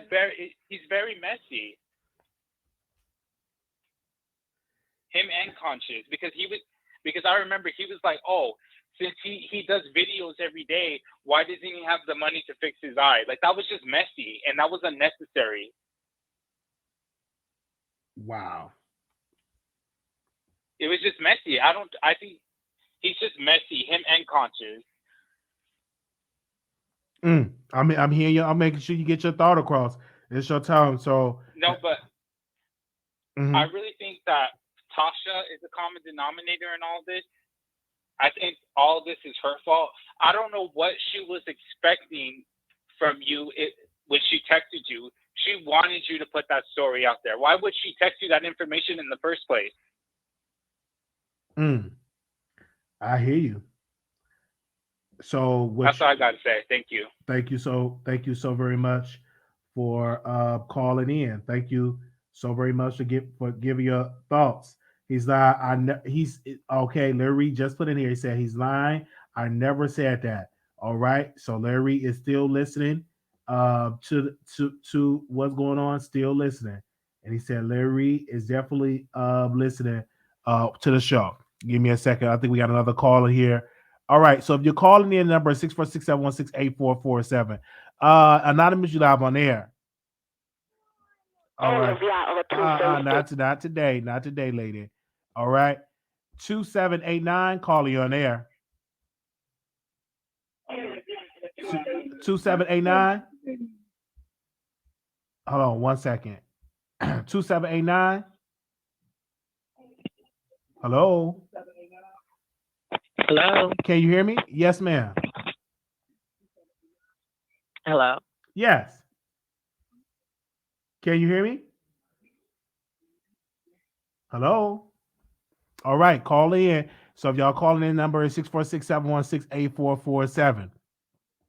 Thank you so very much, Larry Austin. And God bless your platform. Thank you, Larry Live. Thank you so very much. And people always say, in my clothes, people always say, why Wally don't have more subscribers? Y'all gotta subscribe. We're not gonna beg you. You know what I'm saying? And we have an audience. And thank God for the people that do tune in and give their thoughts and opinions. And we love you. Thank you. Okay, this is a troll probably. 2098. Oh yeah, troll. Okay. Of course, a troll. We already know the troll number. 8027. Hey, Wiley. Hey. You don't hear any smoke detectors in the background, do you? Won't he do it? You got some berries in your smoke detectors. Down on Wiley, because you know you was dragging me. Well, it's safety concerns, so I'm glad you got that together. Thank you. I just want to say that I kind of think it's a double standard that everybody is saying, well, why is Larry Reid being messy? He's supposed to be a man, you know, of the cloth and blah, blah, this and blah, blah, that. But don't you think it's kind of strange that Kerryon Franklin's father is a known minister and he's very well respected and he just gets a free pass? Nobody is saying, well, why is a man of the cloth not, why should it be on Larry Reid to try and rescue Kerryon Franklin? Why is his father, who has a biological tie to him, not in this, you know, more than someone who has built a relationship with Kerryon Franklin? And let's just face it, because of the dysfunction that has happened with Kerryon and Kirk Franklin still has a duty as a father and a man of the cloth to father that child. Why is Kirk Franklin getting a free pass and Kerryon Frank and Larry Reid is being held at the stake for starting mess or, you know, not rescuing Kerryon and blah, blah, this? I just think it's a double standard when it comes to pastors and such, don't you? I believe also, I don't believe so a double standard. I believe that when it comes to Kirk Franklin, he probably already bailed his son out in the past. See, we don't know all the details, because if you hear when Larry Reid came on the show, the grandparents said, we got it. We don't need your help. So they probably got a phone call from Kirk. I'm saying, what I'm saying is Kirk. That's the way I think. In my mind, the only way it should be on the grandparents is if the parents are deceased or no longer with us or are in prison and they're not able to be there. But you just making a conscious decision not to support your son just because of his sexuality. It's trash. That's trash.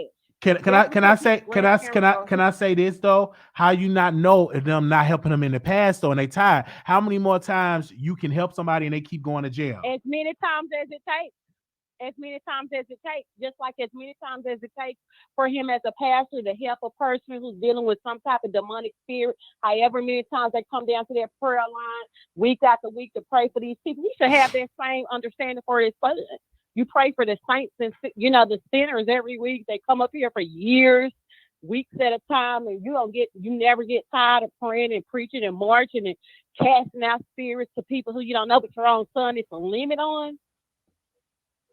I hear you, but if you if you keep bailing out somebody and they keep going to jail, I mean, when do you stop doing that? Do you keep doing it? You keep praying for people that every time they come down to the line and you keep praying out this evil spirit and they keep going over here smoking crack with crackheads, coming off in here. You don't smoke Tuesday through Thursday, then Sunday morning you want to come for me to come pray all this, but I have an obligation to the church for any sinners to come to the church, even if they come for 12 years straight, week after week. This is my responsibility as a pastor. I owe these people this because this is the collar that I'm carrying. But with my own biological son, it's limited. I'm tired. It doesn't make sense. It's not making sense to me. I hear you, and we thank you. It's not. I'm frustrated with that situation with this whole Kirk Franklin being given this pass, and it's all this pressure on Larry Reid where he said he was gonna get him out and he didn't get him out. That's not that man's responsibility. Kerryon Franklin has a same father of someone who has a direct relationship with God. You cannot disown this man because he have chosen to be gay or LGBT. I don't think that's the case. I just think they tired of him. I'm just going off of all the video footage that I heard of Kirk Franklin and how he was. That's where I'm coming from. While I'm not, but what I'm saying when I'm saying from my own research that he have been in trouble with the law. So if you keep getting in trouble with the law, you got to eventually lay in that bed. He's a grown man. He's in his 30s. I think you're misconstruing what I'm saying. He does have to deal with his consequences. But like when I go, because you know me, I be on everybody, all the YouTubers. I already told you my position. I don't have to go there. I watch all of y'all. So I see the conversation that's going on. Somewhere in between me seeing the conversation and the way that the media, what I'm saying, is leading this whole Kirk Franklin, Kerryon Franklin, Larry Reid situation. I'm just telling you my thoughts. I cannot help but to think, why is someone who's as well respected as a Kirk Franklin? I don't care listen. There's obviously something wrong in the household before Kerryon even got. People don't just go out and break the law and become troubled offenders repeatedly. So there would have to be a deeper conversation. And I think that's a conversation that Mr. Kirk Franklin is not ready for. So I don't think people want to start saying, well, he's doing stuff over and over. Because just think about it. Because I know the pastor kids that I growed up around, they don't have repeat cases. And then all this stuff came out years ago about, Kerryon Franklin and what he said about his father. So let's not start saying, well, he's a repeat offender. Well, maybe something happened to Mr. Kerryon in his house that he's fighting and he's acting out. So it would be a deeper conversation needed. So Mr. Kirk Franklin, who's been given all these passes, he needs to sit down and he needs to practice that word that he has been preaching. This is why people are so scared of the church. This is why people want to sit up here and say, all right, girl, I ain't going to, you know what I'm saying? I hear you. But again, I hear you. We thank you so very much for calling in. But if you keep getting in trouble, hold on. Let me say this one thing, and I'm gonna go. Okay, hold on. You already talked over the whole show, ma'am. We're gonna get somebody else. You have to call back in. 2789, call you on air. Hello. Hey, welcome to the Wiley Show. Hey, Wiley, can you hear me now? I can hear you loud and clear. Okay. I understand the young lady that just got off. She's passionate. I get that. Because I have 7 kids. I have 4 boys. And 2 of my boys, they kept going in and out of the system, And I had to make the hard decision, their father and me, and it's real hard on the mom to cut them off. Because there's other way for them to learn, and for it to come back to a full circle. Sometimes you have to let them go, and whoever decides to help them down the line, they can take that help. But it's only so much you can do, because our kids is our kids to a certain extent. They're God kids, really. We can guide them as far as we can, and that's what I got to say that on that. And I see Kerryon trying to change, and it's okay that Larry Reid helping him, but damn, they ain't got to put all the responsibility on that man, or not even on Kirk Franklin. But I can see how Kirk Franklin could be set up too. I can.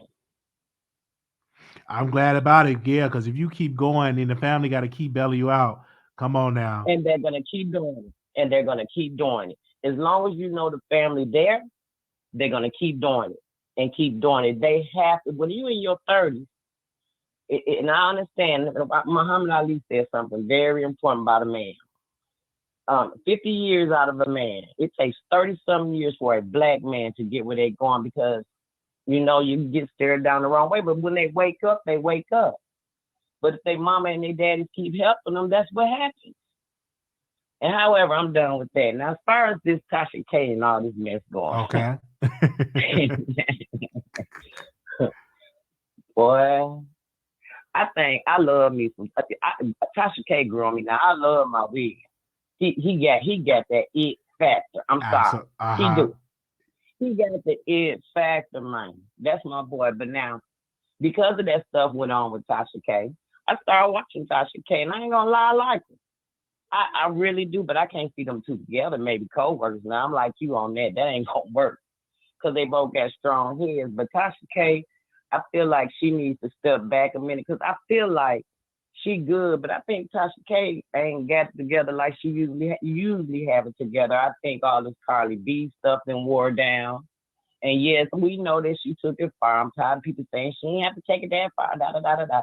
She did what she did, but I think she need to just, fall back, reassess, breathe, and just everybody needs to start getting along. There's enough money out here on YouTube to not be two-faced. And I feel like Tasha K kind of got two faces. And I'm a Gemini. I don't know how them two faces go.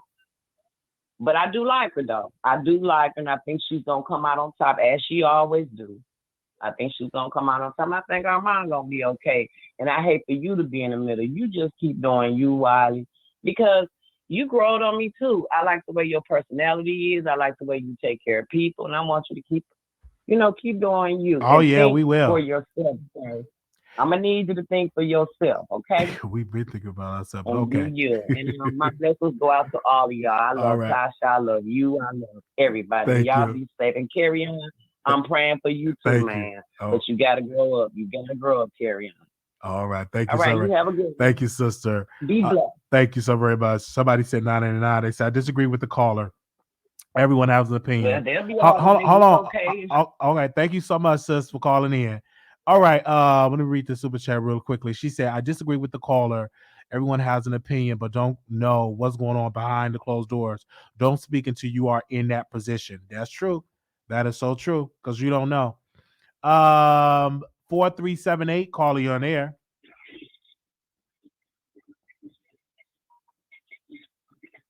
Hello, 4378. Hello, 4378. Like people, hello, 4378. All right, we're gonna go to the next caller. Anonymous, you live on air. Hi, Wiley. It's Queen Tulsa, and I am here to give my 411 scoop. How are you? Doing great. Okay, the topic is Larry Reid. What do y'all think about all of this with Tasha K and Larry Reid? Well, I feel like with Tasha K and Larry Reid, they are both headliners, and they are trendsetters. Okay, they are in the topics. We are talking about them, so they've got what they wanted. However, Kirk Franklin needs to bring those tithes and offerings and show up in Texas to bail Carry On about. He can't bail him out because he got a warrant out in Texas. We still don't know what that warrant is, and he still got a court day on the 12th. Yeah. Whenever he get a bail, then they can have that conversation. Yeah, they're going to expedite him from California to Texas, but he needs to show up. Maybe if he could sing a praise song in the hallway, that would convince jurors to let him out. Well, we would definitely see about that. Thank you so very much. Do you think the storm is over now for Carry On? No, I don't know. We would definitely keep him in our prayers. Thank you. Anonymous, you live on air. All right. Hello, Wiley. Hi. Okay, because first of all, I'm not about to be doing like these people. Carry On needs to stay in jail because his father is not. He doesn't raise that man. Go out and be a man. Stop getting in trouble. I'm not here to talk about that. I'm here to talk about Tasha K and Larry Reid. Okay, first of all, now I done read Larry Reid earlier this week, but I'm not gonna read him that much because he came and explained himself on the Wiley Show. But Tasha K, I got some words for you. First of all, Wiley, Tasha K main problem is that Kelsey, because Wiley, I don't think that Kelsey was gonna. I don't think that Tasha K was gonna send that message to you, but since they had Jason Lee not paying people, who does that sound like? Kelsey. So this was Kelsey. All this I'm blaming it on Kelsey. She putting herself in conversations that Larry Reid clearly said that he not talked to Kelsey. She up there talking about, oh yes, I was on the phone. It was between Tasha K, Armon, and Larry Reid. See, Kelsey is always trying to insert herself in people's business. Tasha K, that is a bad look for your brand. Fire that girl. I told you to fire that girl when she was having relations with the guest. Now, this mess right here, all this got Kelsey written behind it. Tasha K, you sent Wiley that message because you know what he was going to do. He read it just like how you wanted him to do.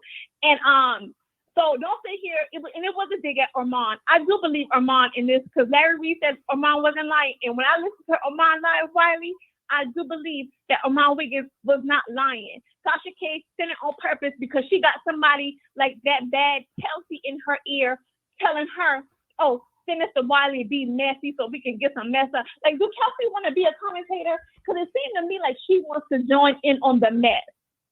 So I'm putting this all on her. And then next thing you know, they on the app dragging Storm Monroe. Well, he come out and defend himself like he should, because you don't talk about him behind a paywall. Make it to the public so he can respond, you know, on a public platform to Tasha K. You and Kelsey is messy. And Larry Reid, now I'm not gonna go in on you like that because I did earlier this week, but you know, you is messy too. I said you was messy. Now, Wiley, that CTV is another messy one. And I've been listening to you for a minute. Now, that person is jealous of you. Very jealous of you. That channel is jealous of you. You should have saw all the slick shade they was throwing on that channel yesterday or last night when she was talking to Larry Reid. Now, Larry Reid, I did hear that y'all probably was trying to do like a little fundraiser for Wiley. You can't say you didn't say that because yes, you did. Yes, you did. But, you know, I think it was genuine coming from you. But Kelsey fired. Tasha K, watch her. She's gonna be the next one, and Wiley gonna be on YouTube making videos about how Kelsey and Tasha K fall out next because she is the puppet master in all this. Now, good night, Wiley. All right, that was Sister Conservative. Y'all know she gonna call in and give her thoughts. Oh man. Anonymous, you live on air. Hi, Brother Wiley. Hi. So I know that you are steadfast in your support for Tasha K, and I would never try to dissuade you to be anything other than a supportive friend to her, if that's how you so choose to be. I just encourage you to do it with care. I'm literally going to talk to you like I would talk to my homies. Like, please, just listen to me. Have an open heart and open up. Lend me your ears. Okay. So at Christmas, you and Armon were doing well. I remember you guys were almost kind of commiserating about Tasha when you both were having your beef with her, but you guys were in a good space. Then you reconciled with Tasha, and then slowly, week by week, your relationship with Armon began to chip away. And that was all, I think, because of your fierce support in defending Tasha. Nothing else, just you supporting Tasha drove a wedge between you and Armon. And the whole time, she's trying to link up with him while you're defending her. And so your relationship with him continues to suffer. And she's trying to build a connection and not tell anybody. And I don't think Chelsea knew about it either. I really don't. I believe that when Armon says nobody knew about it. I think Chelsea didn't know because Chelsea was in the chat. If you recall, I pay attention to everything. Chelsea was in the chat when this whole conversation was going on, when she was reading Armon. Tasha jumped in the chat to say, Chelsea, get out. We have an interview to do. But Chelsea never left. So apparently there was no interview that was really going on. I think Tasha was trying to pull Chelsea back because she knew that the whole time she was trying to link with Armon and was trying to keep everything on the low. So what I would encourage you to do, Wiley, is support her, but support her. I don't want to say quietly because I can't tell you what to do, but just really do it with a lot of care. I would just say proceed with caution. And then the other point I wanted to make was yesterday, I think it was, you were saying, or the day before yesterday, you were saying that Storm was wrong for going to Conscious to get to Tasha. Do you remember that? You were saying, why would he do that? Just call her directly. That's messy. Don't do that. Don't involve a middleman. But now we find out from Dr. Larry Reid's mouth himself that Tasha went to him to connect with Armon. So are you prepared to say that Tasha was being messy and she should not have done it? What I'm saying is, I don't understand bringing a third party in it, because I said in the previous about maybe a couple of or hour ago, why not reach out to the person directly? Y'all have each other's number. Armon number have not changed. Tasha number have not changed. So just talk to each other. Y'all both got each other number. You don't have to bring in a third party, is what I'm saying. That goes to anybody. Why bring in somebody else? Because you bring in somebody else, then if it didn't work, it didn't work out, because now it all leaked to the internet. Now you got Larry Reid looking like, oh, hold up, let me clear my name up. Listen, I was just trying to be nice. They came to me. We supposed to have the conversation. Now it's leading on to that. But if it would have been like if Tasha K would have called, and we don't know, maybe she have called, or maybe Armon had called up, because if you go back to T.S. Madison, Armon called T.S. Madison to apologize. So maybe they have a conversation or had one. Who knows? But when it comes to them reaching out to Larry Reid, I don't think that should be right, reaching out to a third party when you could just call Tasha K yourself, is what I'm saying. That goes to anybody. And I've said it, and I don't regret saying that. I don't. Okay. So I see. I get where you're coming from with this. I know you're not prepared to, right now, at least publicly, say anything disparaging or whatever against Tasha. But I will say this. The last thing I would say is this happened 4 months ago, right? Armon didn't say anything about any of this.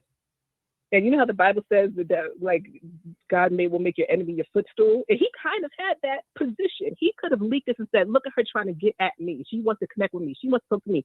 Larry Reid even said he had to convince Armon to try to take a call to connect because he didn't want to do it. So now that this is leaked, and we know that Tasha leaked it to you, do you think she was being messy? No, I just think that she sent me the information to say that I was right, and I went on and did it to my channel and reported on it. And then we noticed from Armon Wiggins' mouth that he released some private information. We learned some more information, so I did what was right because I got some information. It was a hot topic, and we did to grow the channel. I don't regret doing that.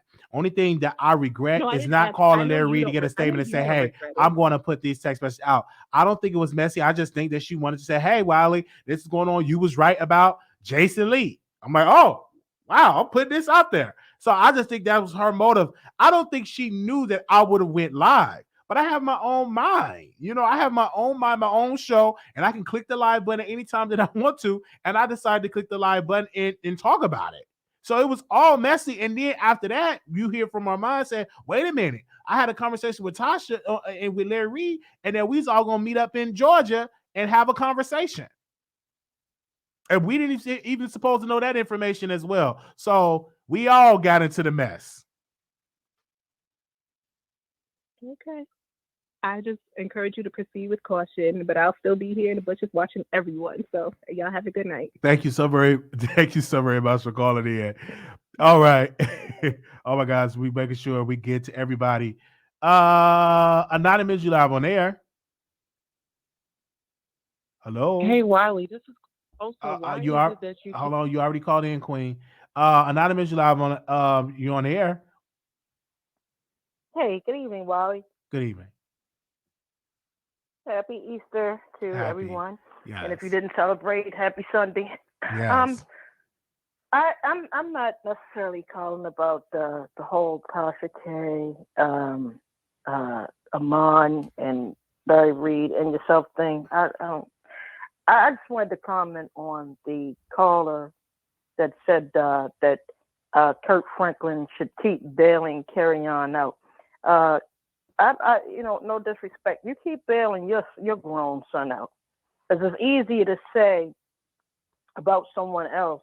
You don't know the situation. You don't know what, unless you have talked to Kirk Franklin yourself, then you don't know what the situation is. And you were trying to explain to her, but she was on a roll.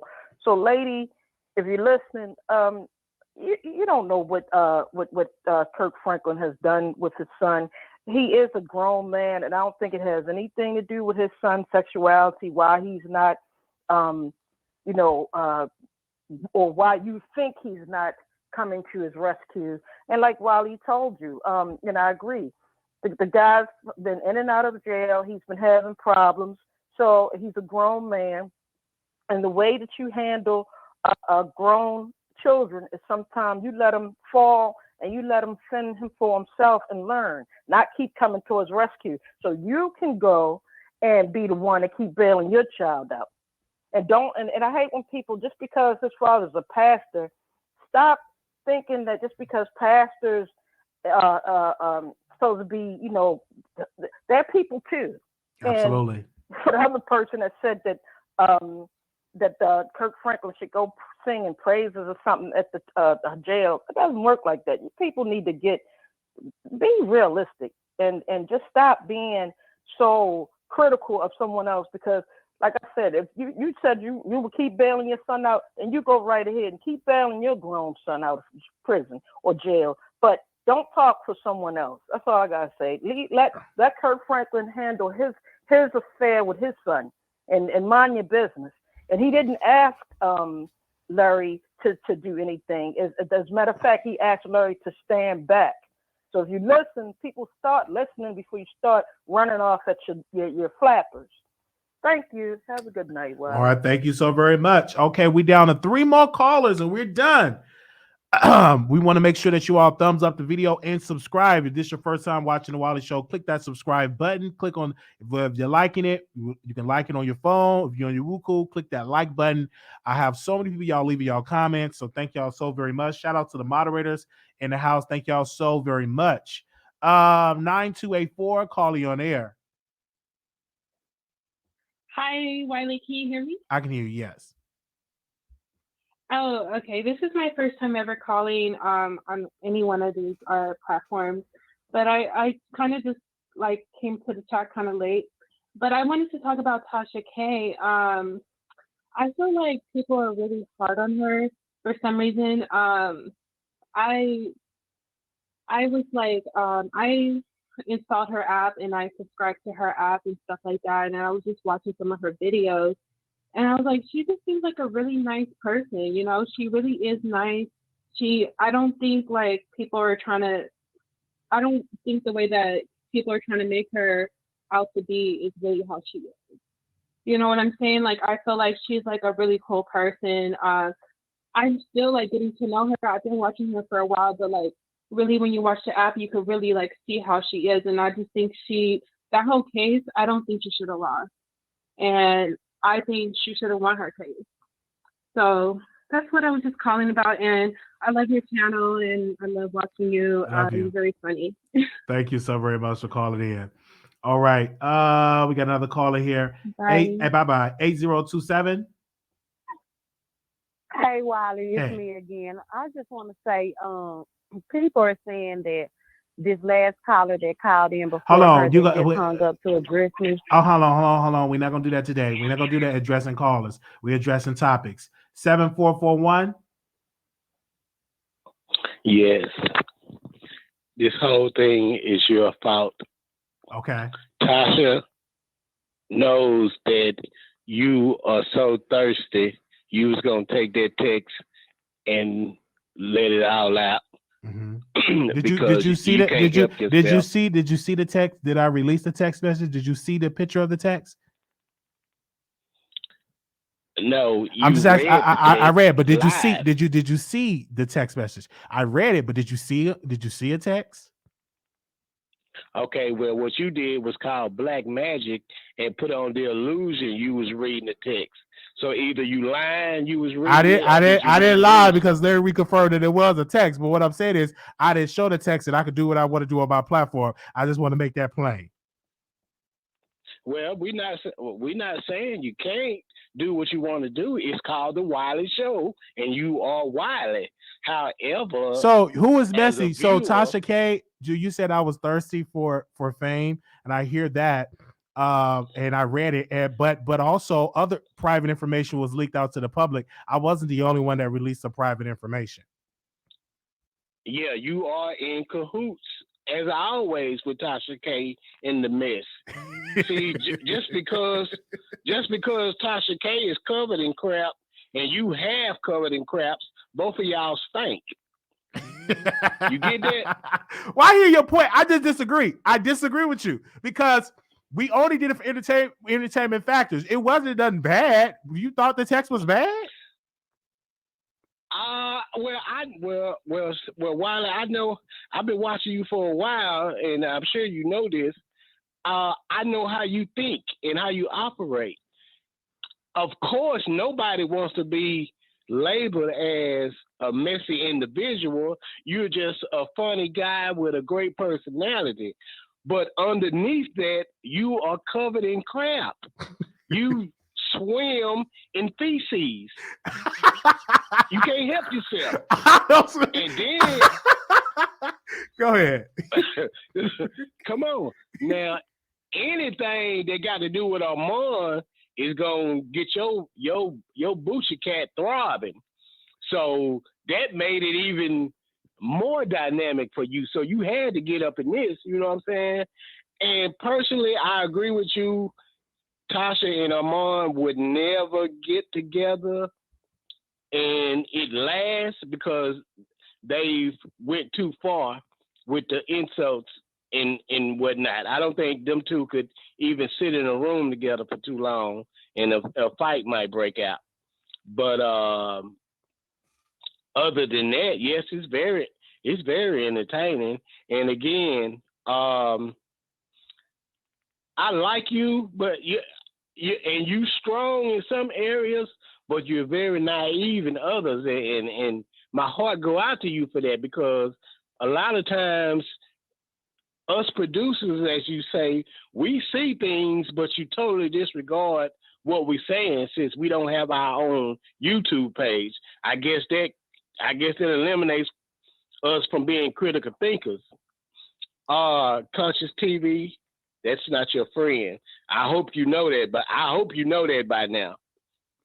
And again, when you on a public platform, you need to shield your true feelings, because when you jump out there on one side and then you turn around and drop a story to fit a narrative that's not popular, then people start saying, "Oh, Wiley is he a flip flopper," and you get that a lot. You know what I'm saying? But other than that, almost every video you do, it makes me chuckle, because you know you're a funny dude.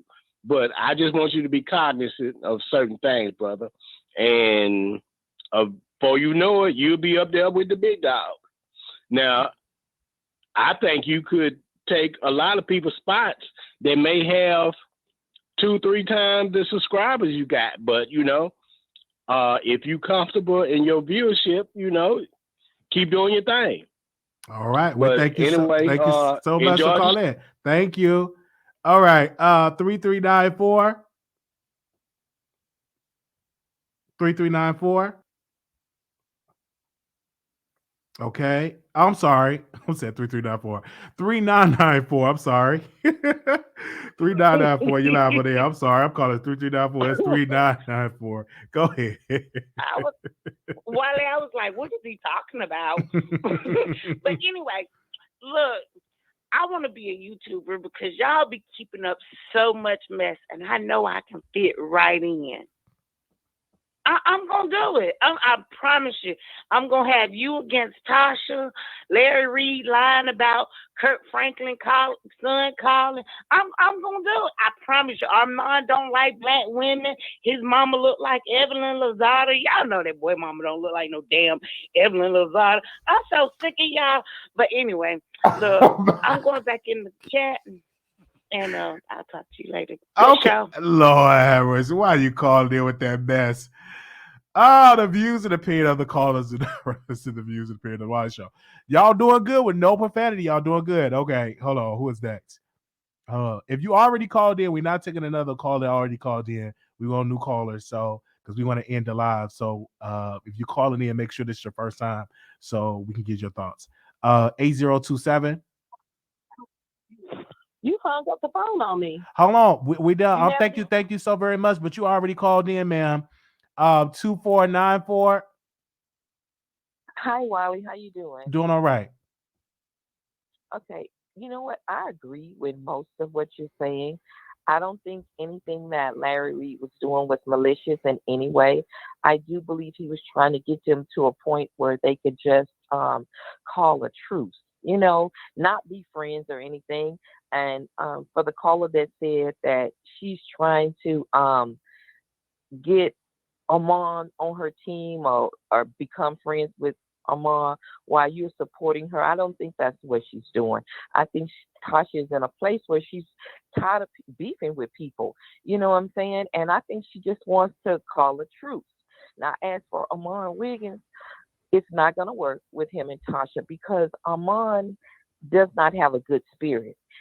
Armon is a narcissist and he only thinks about himself.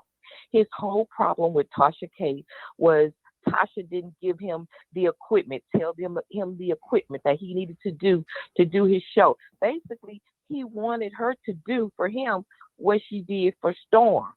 And because she didn't do that, he's mad at her. They only knew each other for 30 days, but he considered them friends. No, Armon is a user. That's what he is. Now, he is entertaining.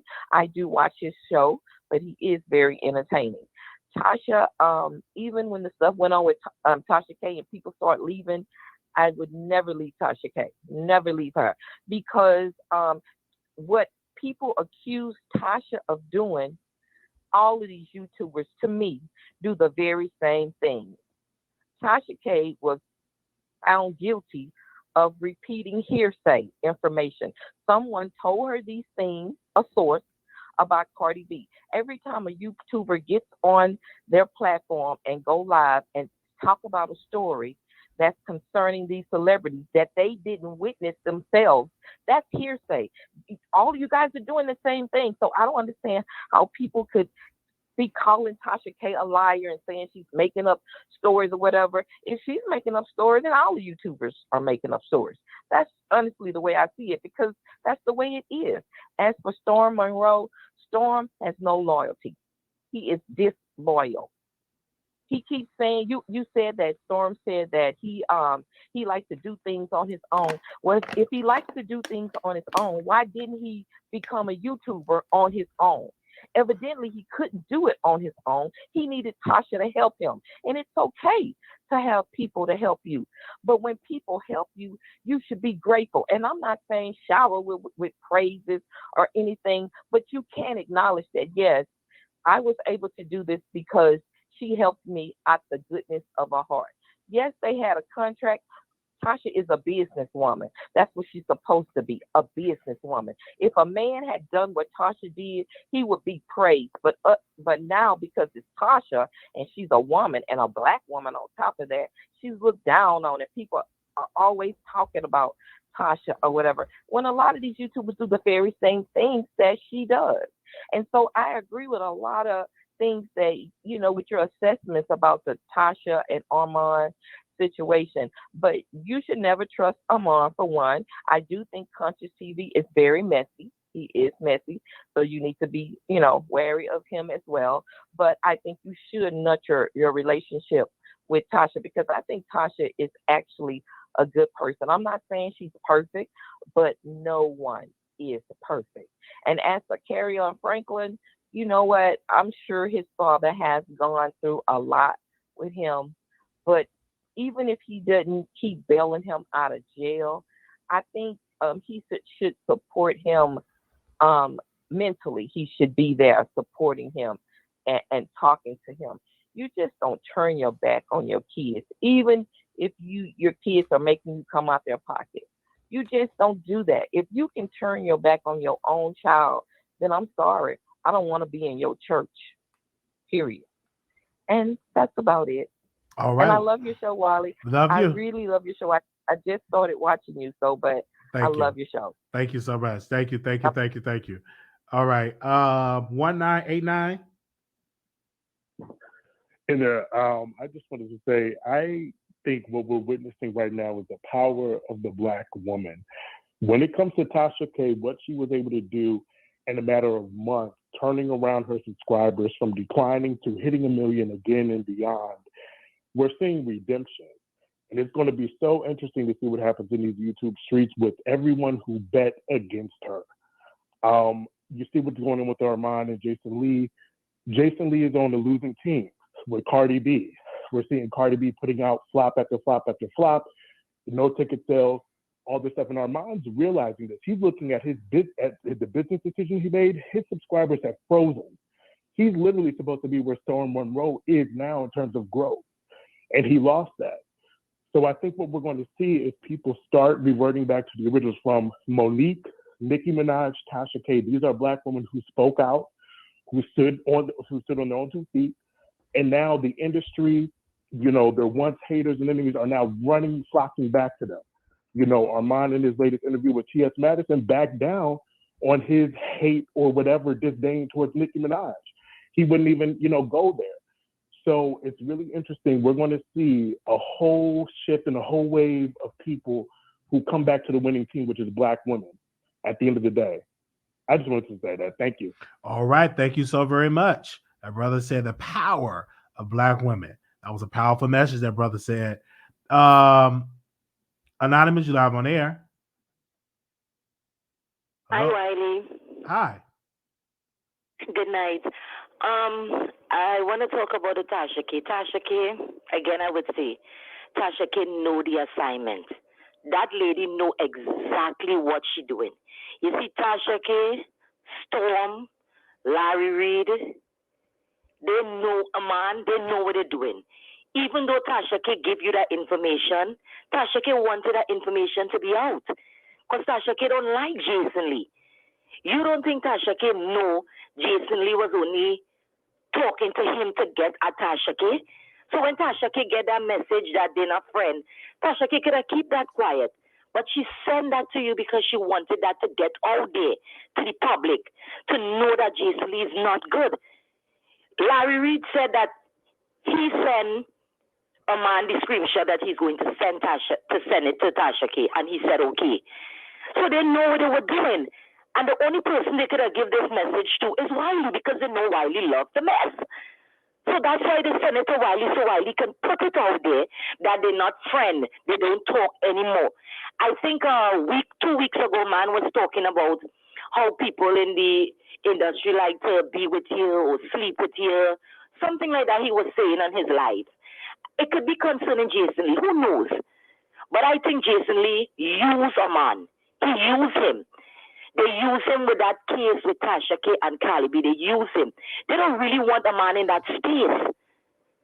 And even though Tasha K and a man link up, and he put out that Tasha K wants to link up with him, I believe Tasha K know the kind of power that a man have, know that he's very talented. But sometimes he wastes the talent in doing certain things. We love the mess. Nobody really don't want to see Tasha K and a man be friends. So I think they should be friends behind the scene, continue to drag each other, continue to say stuff about each other, but they can't be friends because we wouldn't like that. We, the public, wouldn't like that. We like to see a man call Tasha K a liar. She's a this, she's a that. We love that. And to Storm is a good person. I just think Storm is hurt. Storm and Tasha K will get over this. And who knows? These people could just be friends. They could be friends behind the scene. They're just shaking up the YouTube. And guess who in the mix? Tasha in the mix. Tasha in the mess. This lady know the assignment. She is playing the game well. She know exactly what she's doing. So when all the dragging, she and saying stuff about she's setting the internet on fire. All they don't want to talk about celebrities, talk about Tasha K. Talk about the YouTubers. We love the mess. Everybody who here in this chat tonight love the mess. I like Armon. I like Storm. I watch Larry Reid. I watch you. You, Wiley, did what you're supposed to do. Put out there that Jason Lee and he's no friend. Jason Lee, use a man. Tasha K and all here be friends behind the scene and kill each other on all the channels, and we could watch the mess all turned down together. Good night, everybody in the chat, and Wiley continue bringing the mess. That's what they like. All right. Thank you so very much. All right.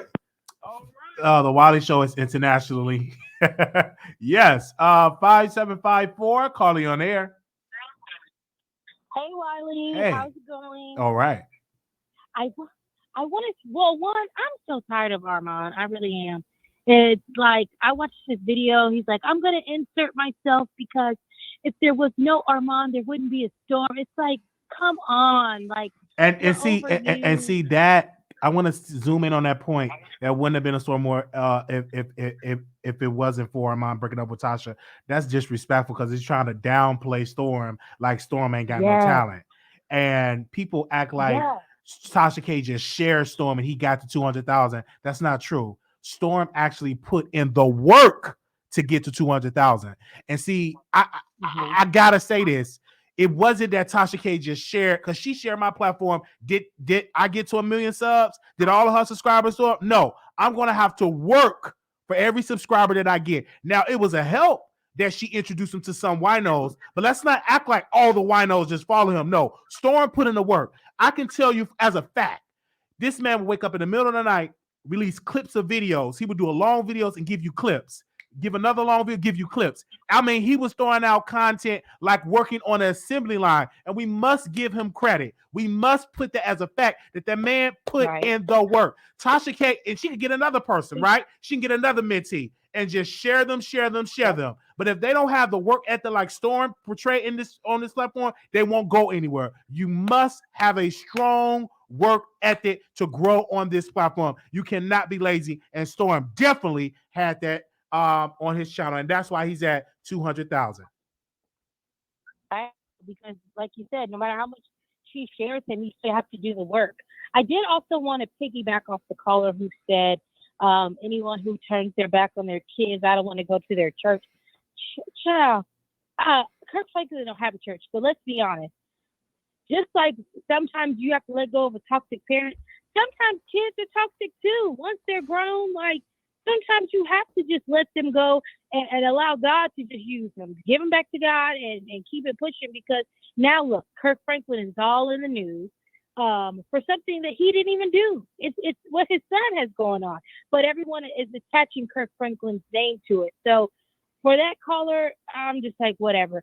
And as far as Larry Reid goes, I mean, maybe I'm wrong, but I also feel like they gave you that information for a reason, and now they're trying to say, oh well, this and this. Listen, they gave you the information, they wanted it to be shared. I feel like it was kind of set up for the okie doke. That's just my opinion, but that's all I had to say. But thank you again, Wiley. I enjoy the show. All right, thank you so very much.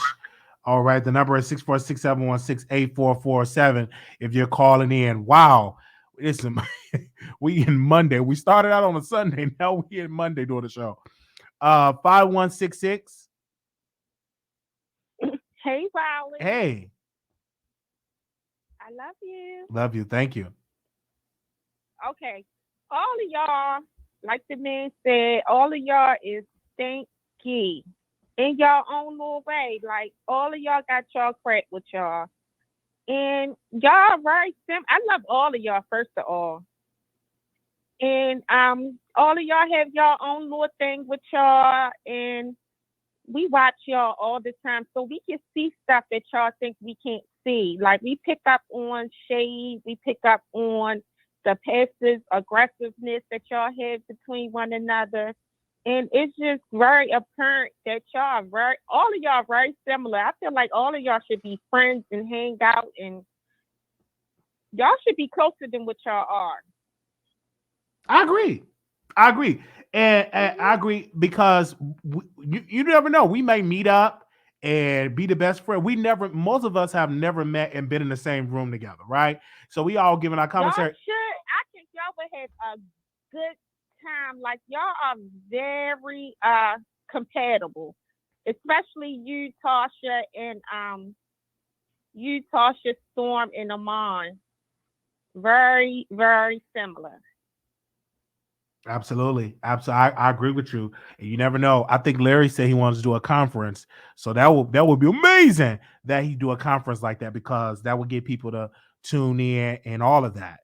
So that would be great if he ever was to do that and bring the Black YouTubers together and do that a 2-day conference. I think that would be Yeah. amazing. And the And like I subscribers said, go and support.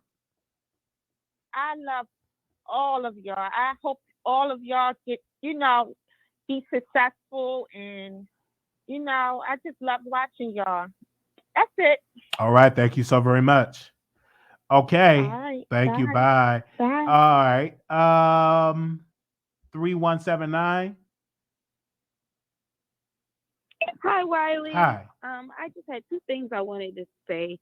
The first thing, I've got to go back and listen to when you spoke with Larry. I hadn't heard that yet, but I was shocked that Larry would even be upset about that. Like, Larry exposed any and everything. He just exposed his ex-wife, Lisa, for her and her daughter fighting. So I was surprised. I don't think you did anything wrong.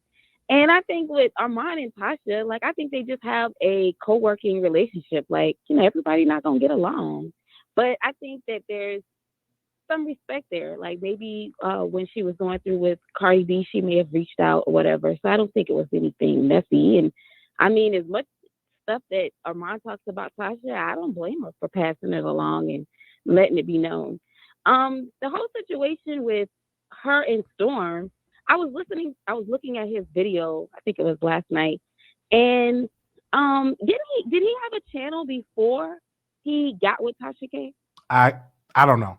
I don't know.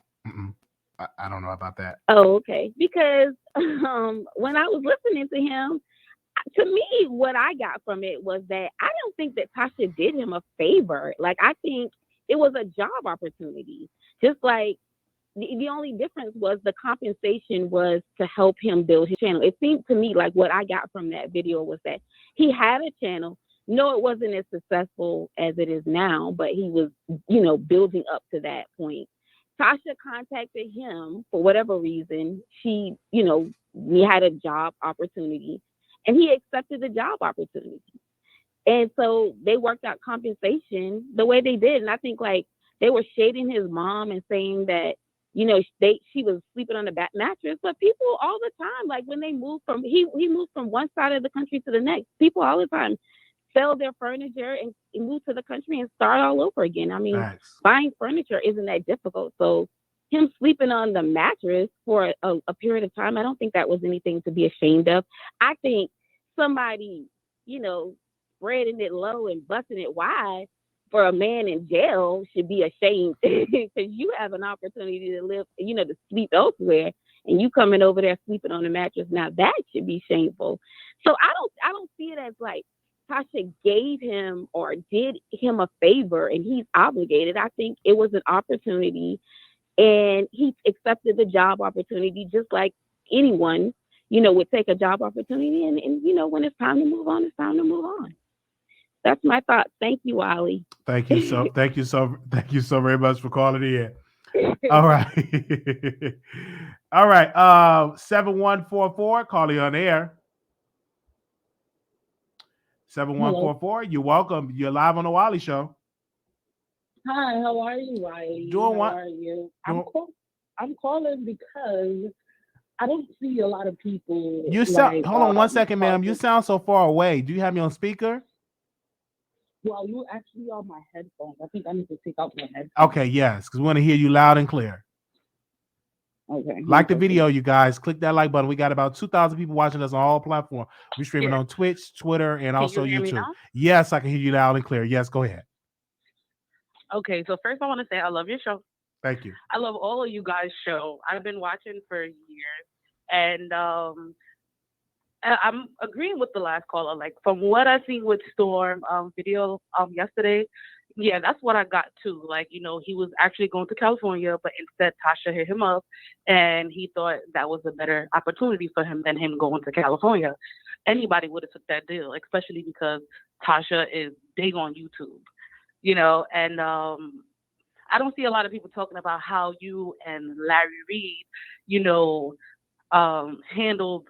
It's not an altercation or no beef, but the way you guys handle it, I feel like every YouTuber should handle it like that. Every person in the world should handle it like that, because it doesn't make no sense to have like beef literally over the internet. It don't make no sense. I agree. But that's all I wanted to say. That's true. And when you have a disagreement, talk to the person, right? And let's resolve it. And it was great that we was able to talk. He apologized, and it was that, and I forgive him. We was able to have that, that conversation. It was great, and it's good to have, and especially publicly, so people can understand how to handle their differences, because we did it publicly. Yes. So thank you for bringing awareness to that. Yeah, and keep on doing what you're doing. I love all of y'all, and I just wish one day everybody could just be on the same page, just like how you and Larry was talking, getting everybody together. I feel like that's a great idea too. Facts. And I would love to be there. Yes. Thank you so much for calling in. No problem. Have a wonderful night. All right, you too. Exclusive. That's right. Bringing you the best in politics and celebrity gossip. This is the Wiley Show. Y'all need to listen to that, okay? Don't stop. Keep it going.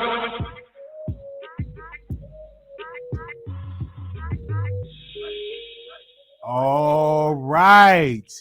Thank y'all so very much for calling in and giving your thoughts. We want to say thank you to Dr. Larry D. Reid for coming on the show. We want to thank him for coming on. Thank you so very much. We thank everybody that gave, that watched, that clicked the video. Thank you to all the moderators. We will see y'all again for another show tomorrow. Well, later on today. Thank you all so very much. I'm still not able to go to sleep because I got to tape another pre-recorded video and release it to you guys. So we thank you so very much for that. And we will see you on the next live. Make sure y'all subscribe to the channel. If you want to become a member, we have that for we're going to do a members only live this week. So if you still got time to join us, so joining us, our members only live. And also too, if you want to follow us on Patreon, we also have a Patreon for people that do want to follow us. Patreon /The Wiley Show, patreon.com /The Wiley Show. Thank you so very much. And we will see y'all in the next live. Thank you. We had 1,000 people in the chat. Won't he do it? That's a blessing. That's what I said. Patience. Just be patient. You will get there. Whatever you aspire to be, just be consistent, put in the work, and be patient. You will get there. Thank you so very much for that. And we're done. Y'all have a good night. Peace.